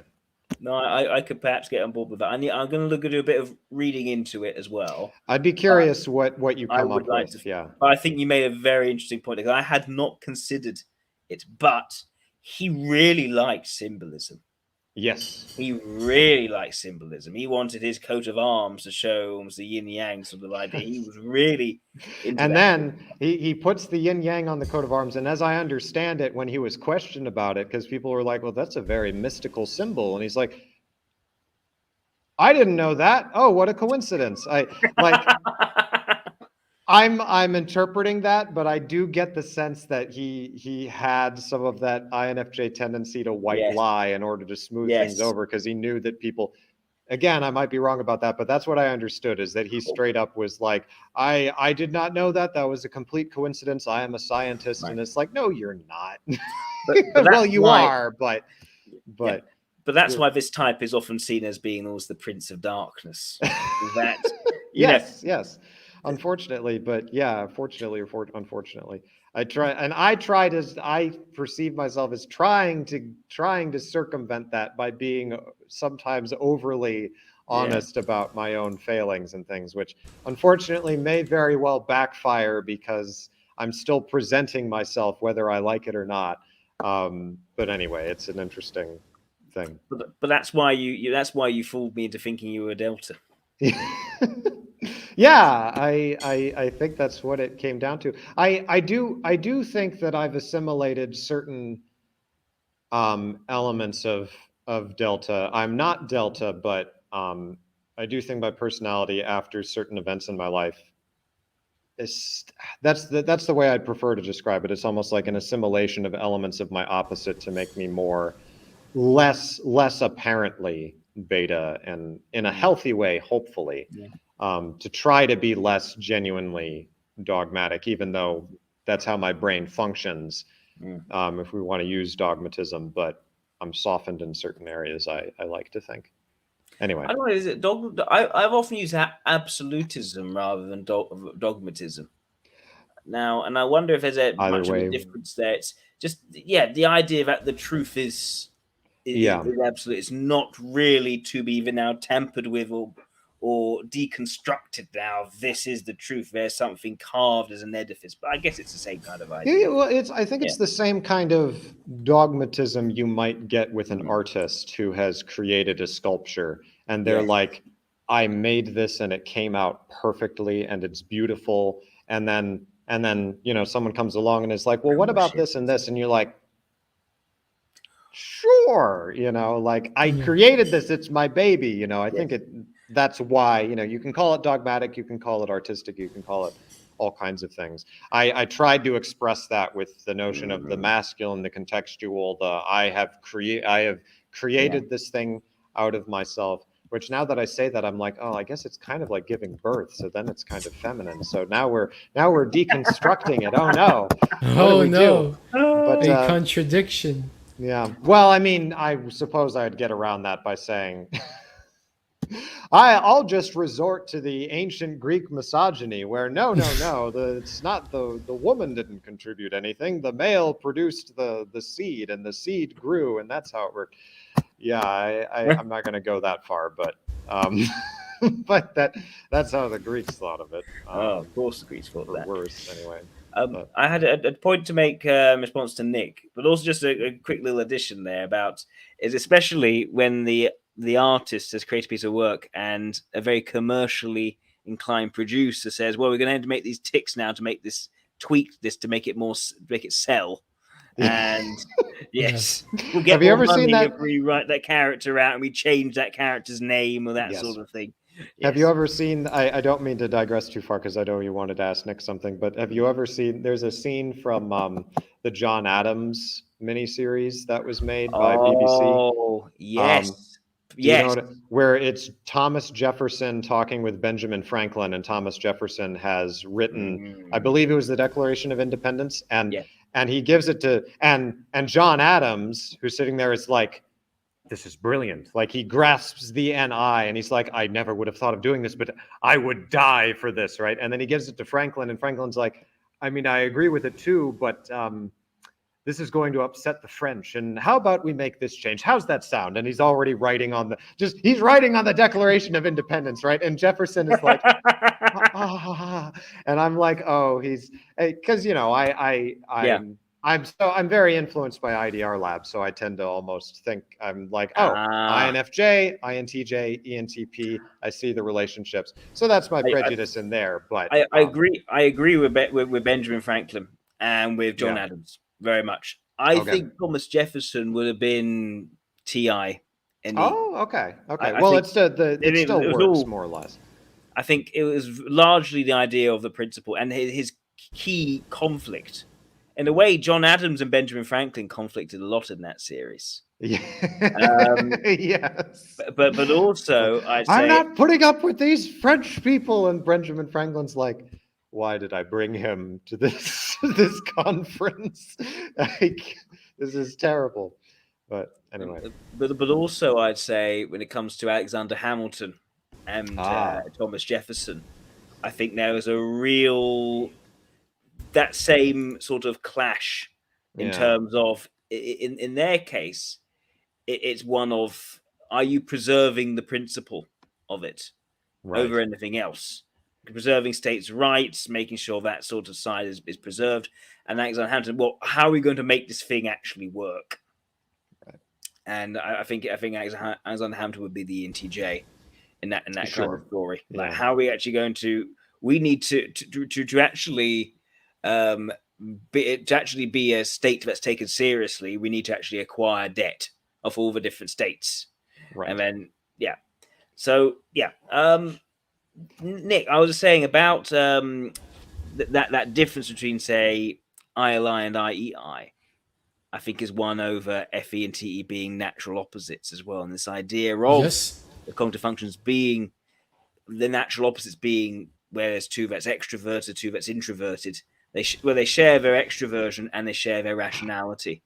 The two of them will then be the natural opposites. So the idea of, or being that the more you focus on the facts, the more matter of fact you are, the less entertaining you're going to be. Yes. Because the less you're going to convey emotions in a way which taps into other people's interest. And vice versa, the more you focus on the emotionality, the less factual content there is to what you end up saying. And there are examples of, say, look at, say, M. Night Shyamalan, or sometimes even the late, what's his name? The guy who played Alan Rickman. And they will answer questions, and there's no content in what they're saying. But it's all sort of stylistic hints and imagery. And it's almost devoid of any kind of factual TE. Whereas the ILI, of course, when they speak, sometimes there's no emotionality at all. And it's Yeah, and then when there is emotionality, it's this very big mess. And that's something I wanted to ask you, if this is consistent with how the superego is when there is FE on it, particularly the blind function in my case, which is, even though I have said this, that I don't care about how I come off to people, internally there's a deep insecurity about it as well, because I just don't care about it at all. But at the same time, it's like I'm trying to compensate for how horrible I am in trying to come off positively to people. So I just put it aside.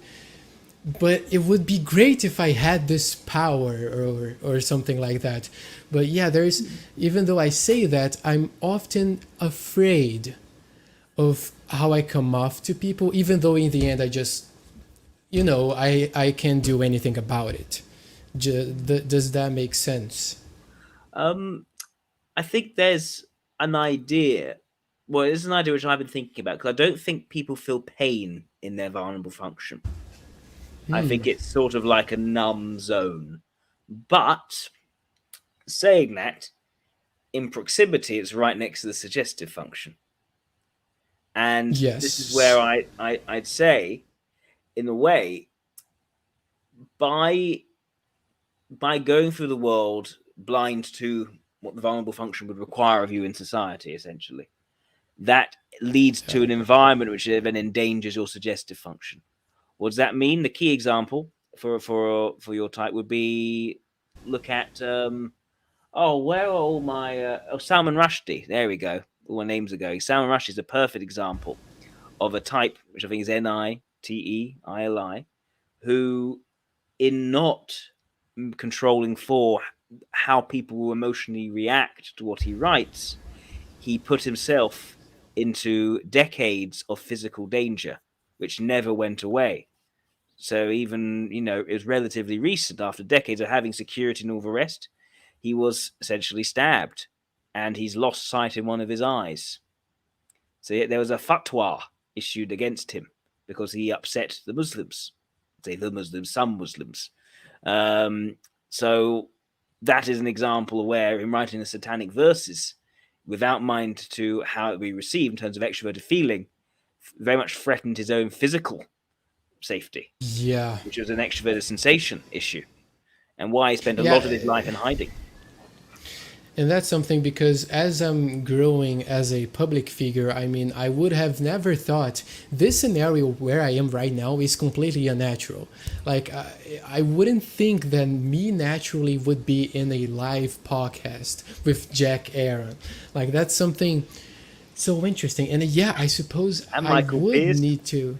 Yes. But then Michael Pierce has already been in my heart for a long time. But then, like... whatever. Because there we go. Because as a public figure, that's what I was saying, I do need to care more about these things, and then in trying to compensate for that, I actually do TE work, which is trying to say exactly and precisely what I want to say, but that I'm also not paying attention of the superstructure, as it were, of how people are going to interpret what I'm saying. But I think that's problems of the blind function. And well, it's this is an opportunity to exercise it, I suppose, which means as Jake the dog from Adventure Time said, and applies to all of us with those functions that we struggle the most with, those aspects of experience. Sucking at something is the first step to being kind of good at something. Yeah, true. I have to try. There you go. Yeah. So this is sort of unconsciously why I put myself in this position in the first place.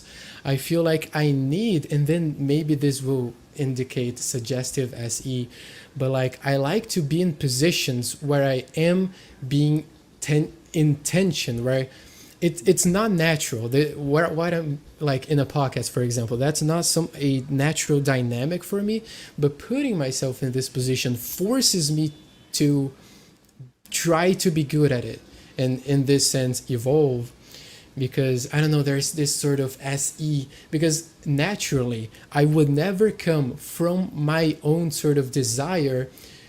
I wouldn't, how do I say this? It's like, and that's going to be one-dimensional SE, because I don't have the volitional energy to come here by myself. Like I would never, for example, ask Jack to, oh, can I participate or something? But now that it happened naturally, with over time, just things evolving, it's sort of just, yeah, and I'm just playing. I'm so sorry for making this awesome podcast to have turned into something so personal all of a sudden, but yeah, I don't know. You don't have to feel bad about that at all. We introduce personal stuff as well. Sorry, I didn't mean to interrupt you.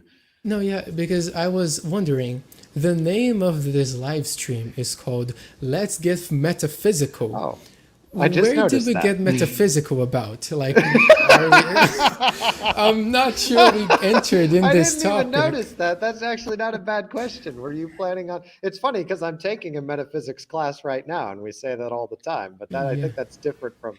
I'm assuming it's because of the talking about the structure of the functions or something. Or yeah.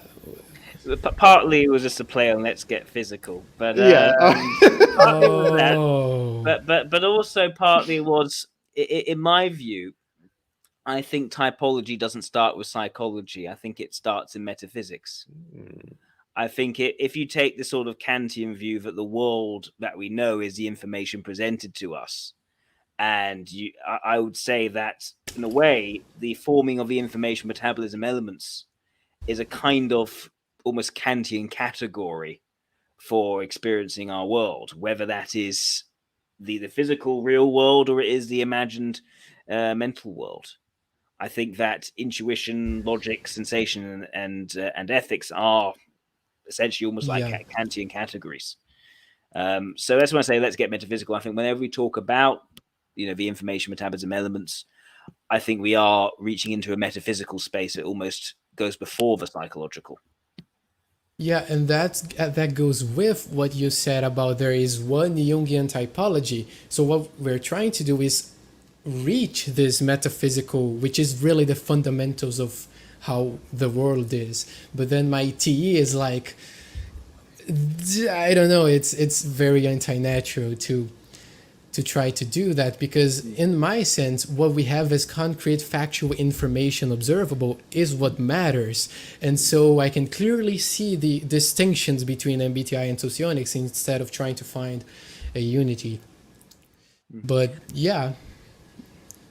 And there's going to be that tension in you as well. There's going to be a sort of a TI-TE tension, which I think is the nature of both. I say both of our types.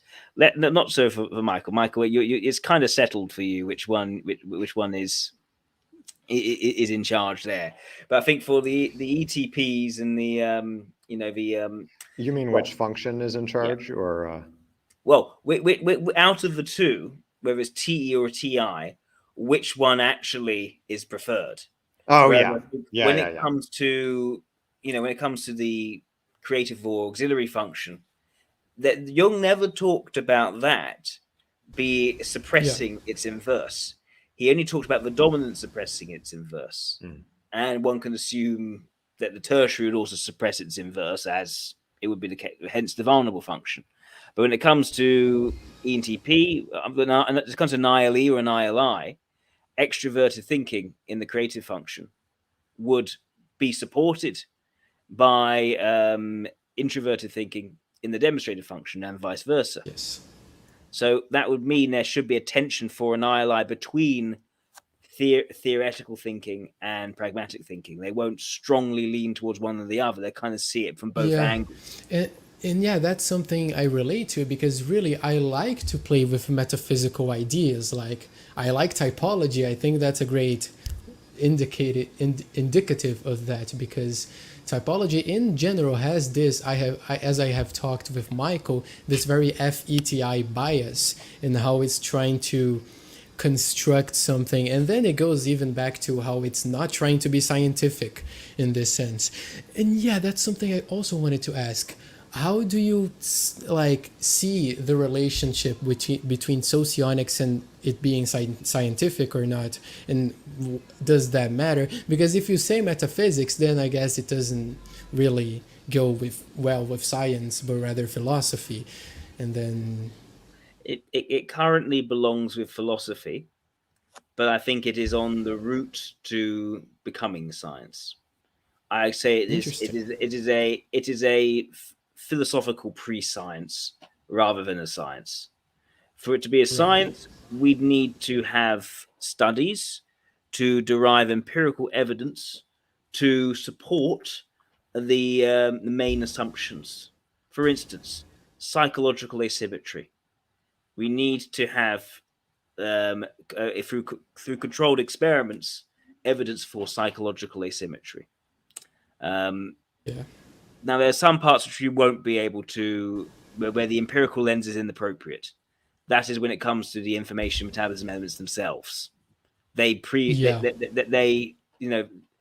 they preordain anything that would be required to actually test them. If you can't test that which preordains it, but that's also why I wouldn't be entirely Popperian, you could say.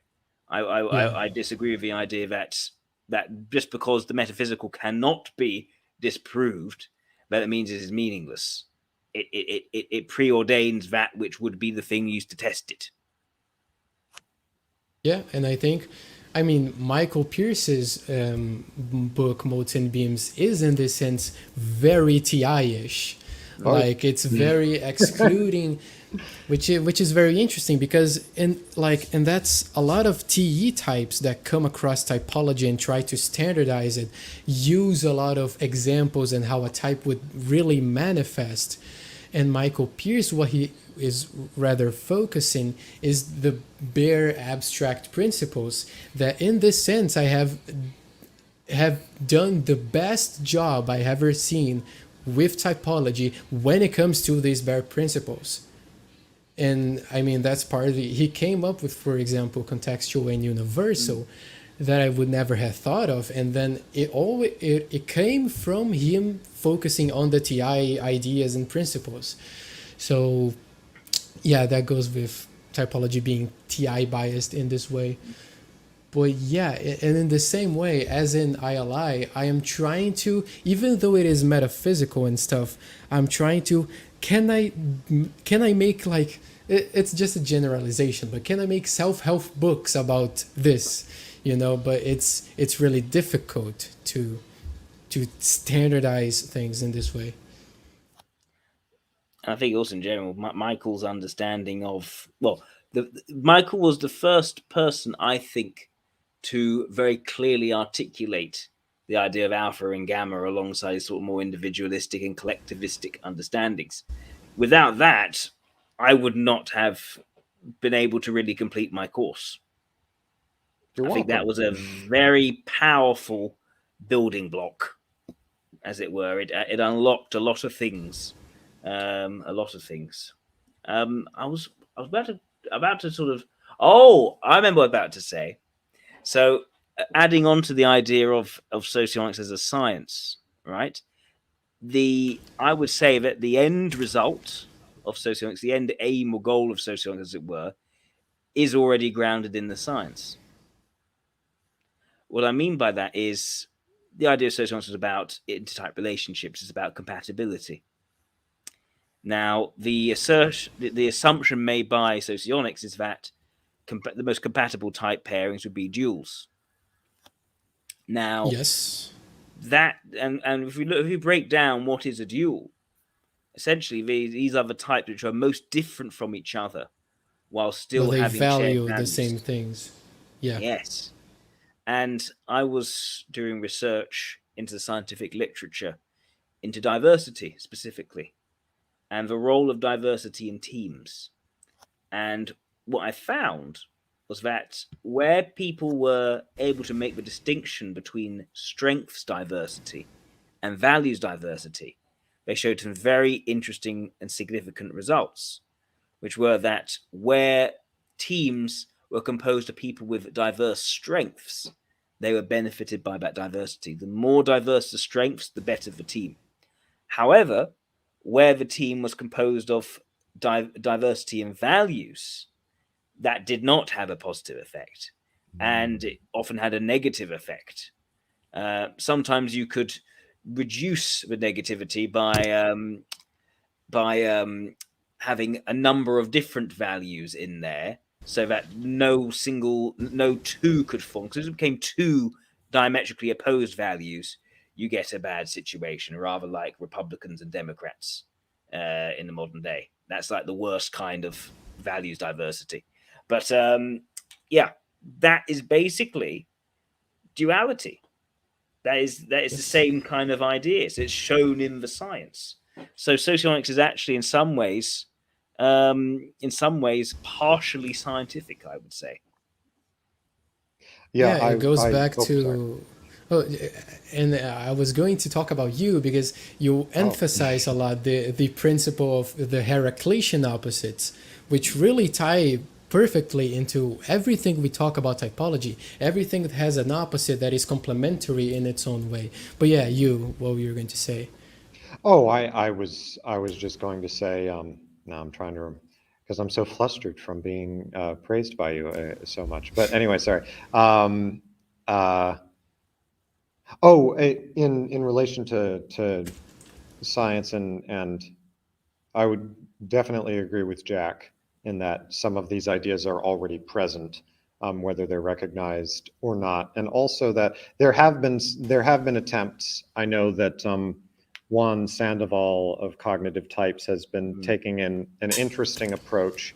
What I've appreciated perhaps most about his approach is that he seems to have a good grasp of what it would be required for a theory to be scientific. You can argue about whether or not he's achieved that. I haven't followed his work for a little bit, but because he's very interested in the notion of facial expressions and micro expressions, because he's trying to pin down some form of external objective data that you could then connect with types, which to have that kind of, I would encourage anybody interested in typology to take look into what is truly necessary for rigorous science and see what connections you can draw with typology. I obviously, in Motes and Beams, I fully embrace my blind spot TE and emphasize, because I'm very free with emphasizing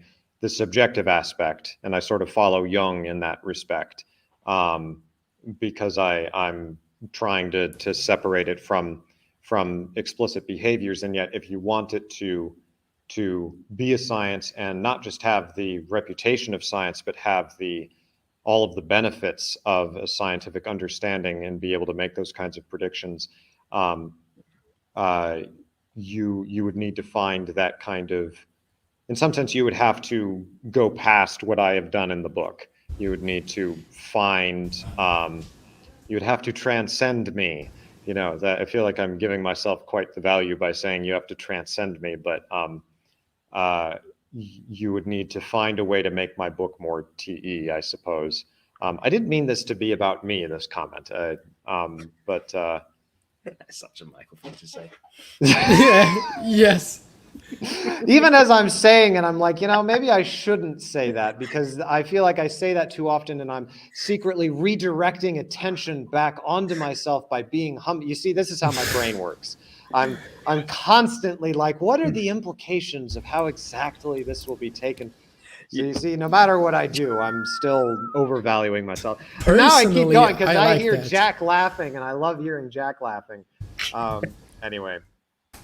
One of the things I tell, what part of my main job is actually giving feedback sessions to candidates for recruitment roles and promotions. And one of the things I often say to the more introverted Delta sorts of candidates, because often they have trouble with actually building their network. They're good at the quality of close one-to-one relationships, but they don't tend to really put themselves out there or really make so much of a statement in terms of a team and actually build much of a sense of profile across the organization. So one thing I say to them is, well, here's what you can do. Instead of talking about yourself, talk about your team, talk about your peers, talk about the other people and praise them. because that will draw attention to you in a very positive way, and you're not talking about yourself. So Yep. That's the secret, and I know I unconsciously do that, but it works. And well, it's not just for that. I genuinely like people. That's the anyway. Always going back and forth. Also, I apologize if I seemed earlier that I wasn't paying attention. It's because I could not help but notice that early on in the chat, I feel I need to remind my fans that no, you may not create a cult. I've specifically said that although I am a theocratic type, and that is a tendency of theocratic types, according to my view, no, you must not do that. You see, I'm doing it again. By drawing attention to this, I am praising myself, because I'm drawing attention to the fact of, oh no, you should not worship me. It's okay. So I'm getting double benefit. But no, in all, I mean, I think it's hilarious. But in all seriousness, as far as Reddit is concerned, I'm already at the head of the cult. Oh, you are? Yes. Yes. I'm you mean they're saying it in a negative way? Leading a cult. Or is they mean it in a negative way? You mean as yeah. I'm pretty sure I it see. was said with opprobrium. It wasn't in an admiring sort of way. Oh, okay. But what was I had something. Oh, yes, about Juan Sandoval. Yes.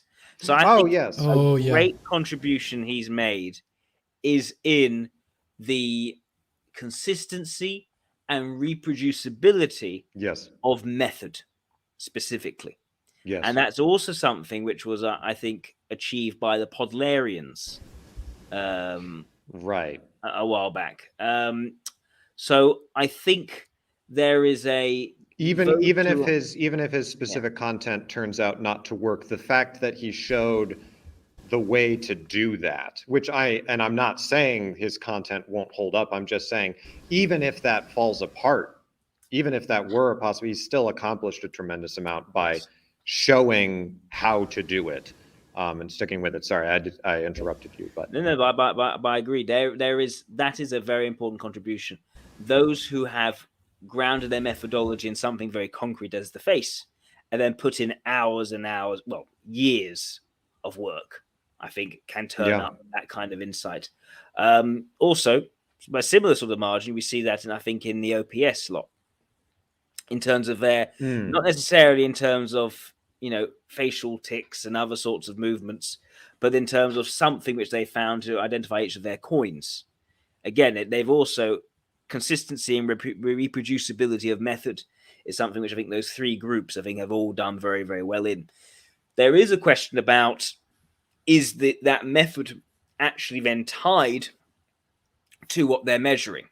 And I think that's the question for at least Podlair and the cognitive typology lot, which I think is an ongoing debate. Saying that, I haven't spoken to Juan in a few years, and I hear he's been working on something slightly different about the theoretical side itself. I may have been misled on that. I don't know. But yeah, I can't speak of Juan like someone who knows what he's currently up to. Me neither, unfortunately. I need to catch up with him, because he's a very nice guy. But I don't know, Nick, if you know who we're talking about, Juan Sandoval. Yes, I know, because you also mentioned him in the book. I know he's the guy of the the cognitive type guy and the facial expressions, but I haven't actually read any of his work, though I am familiar. I think he characterized, for example, thinking and feeling as being separated by biotic and abiotic or something. I don't know. I have just seen people praise the theoretical underpinnings of his theory, but that's all I know, really. I mean, I would be an ENTJ in the theory as well, because of my TE cheeks. Oh, you mean the way you move your cheeks, or? I think it's just the cheek shape. It's just sort of I've got very robust cheeks. Okay. So I think that those count as TE cheeks. I see. I won't comment further on that, but I don't want to. I don't want to sully any of my. I don't want to sully any of my comments on Juan. I don't. You You need to go and look at it yourself. I have his book still, though that was from years ago, so I don't know how much he has updated from it. But yeah, it's very interesting. I will need to leave soon. That's but fine. I should didn't. leave soon as well. Yeah. So It's been a pleasure. it has. Yeah. It has. This is great, and I'm very glad the three of us were able to get together to discuss. Yay. I did not notice any questions in the comments when I was becoming distracted. Yeah, me neither. If there are any last minute questions, guys, feel free to ask. Maybe a couple, but then we got to get going, I think. Wait, like maybe 10 seconds for someone to type something. Here we go. One from Fate Wind. Why does NicKr believe Isagi from Blue Lock is a Nephi user when he shows the same behaviorism as Hitoshi Rin? Both are serious and non-expressive. I have no idea what they're talking about, but I know it's anime, so Something you've got anime. this, Nick. Not an anime. Yeah, because, and I mean, in a certain sense, I'm typing him in MBTI, so them being serious and non-expressive has nothing to do with my analysis. It's more about the philosophical underpinnings of what he's thinking.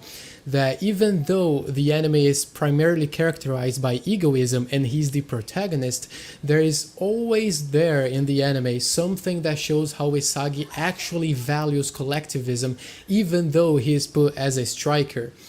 And I don't know, in my video analyzing the other guy, the Rin guy, it's pretty clear said that Rin has TEFI in how he understands things, and Isagi FETI.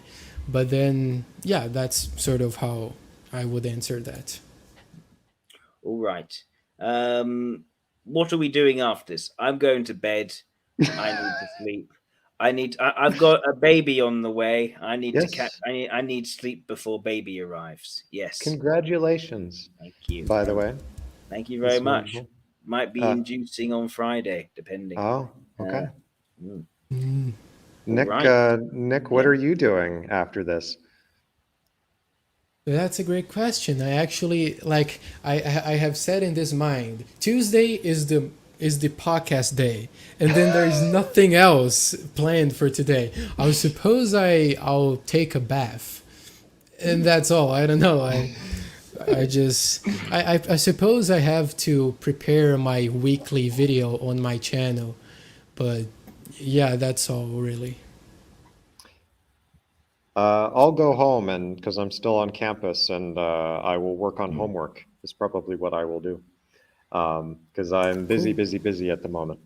I may also I did record 2 more videos, but I haven't uploaded them yet. But they're essays that I wrote that I was just sharing. So I'll be curious how much people like them. But no, I am not God, Sammy Shitpost.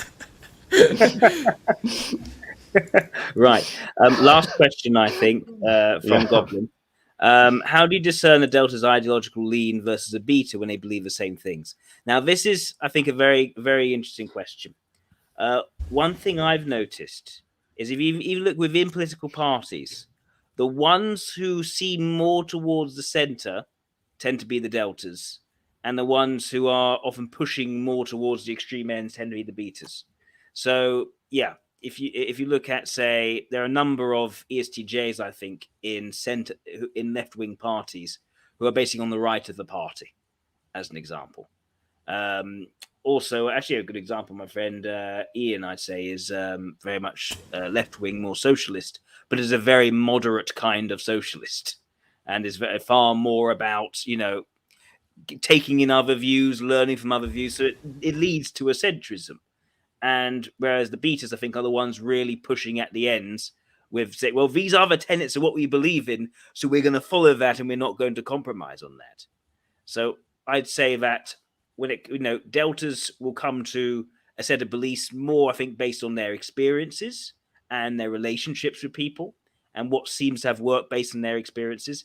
And I don't think they then stick to that ideology, but rather if they have to choose a party because the parties are in existence, they'll go for the one which they find perhaps least objectionable. but they'll still be more around the center in general. And I think betas are more, no, this sets out what I believe in. Sometimes they'll be almost more extreme than the party, and so refuse to actually be part of the party. An example, maybe say a Peter Hitchens figure, who is, I say, an LSI, very much a conservative, does not see the Conservative Party as being conservative, so refuses to be part of the Conservatives. That would be an example of, the structure needs to uphold the principles of what it is, otherwise not. Now, interestingly, he was a revolutionary Marxist before he became an ultra-conservative. So, yeah, the betas tend to be at the extremes. Doesn't necessarily mean they're necessarily right or left. They could be both at different times in their life. I would agree with that. Oh, and Ian, just very, very briefly, Alan Watts. I'm assuming you're referring to my ENFP type videos where I mentioned that as a typing. That was influenced in part by my going on the authority of IDR Labs, which I do still trust. But as far as my own judgment, I have intuitions that I do believe he's an ENFP, though maybe not a typical ENFP. But I would want to do some more actual digging into his personality and everything, which I haven't done, my own research on it. But in that video, it was going more off of the authority of IDR Labs. So I'll just put that out there. A lot of those typings were on the authority of IDR Labs, with my own intuition backing it up, of me saying, yeah, this seems like a good example of the type. But I may change my mind if I were to do a more in-depth study in the future. Right. So, very last thing, plugs. So, of course, you know that there's Motes and Beams written by Michael, and if you are of the global Lusitanic community, then you can also read Motes and Beams in Portuguese, translated by Nick. There's also, of course, my course, which is also being translated into Portuguese by another person, not by Nick. But yes. Oh. Yeah. Is Nick translating it into Portuguese? No, that's another person. Oh, okay. I found a Portuguese sociologist called Afonso, and he's going to be translating my course to Portuguese, because it's the Brazilian typology community is substantial. Yeah, it was mainly through Nick that I've begun to realize that, because I'm an ignorant American, you see. I mean, that's usual. Nothing to be ashamed of, I would say. No, anyway. Yeah, it's fine. But and any other plugs? Any other things? I know you got videos coming out, Michael. And anything else from either of you? Well, I'm assuming everybody knows who I am and where to find my channel. So I made those more recent videos. So and I did record a few more. Yeah, I don't think I have any plugs at the moment. I am very busy with grad school, but once I got through the creator's block, I do think I'm not going to jinx it.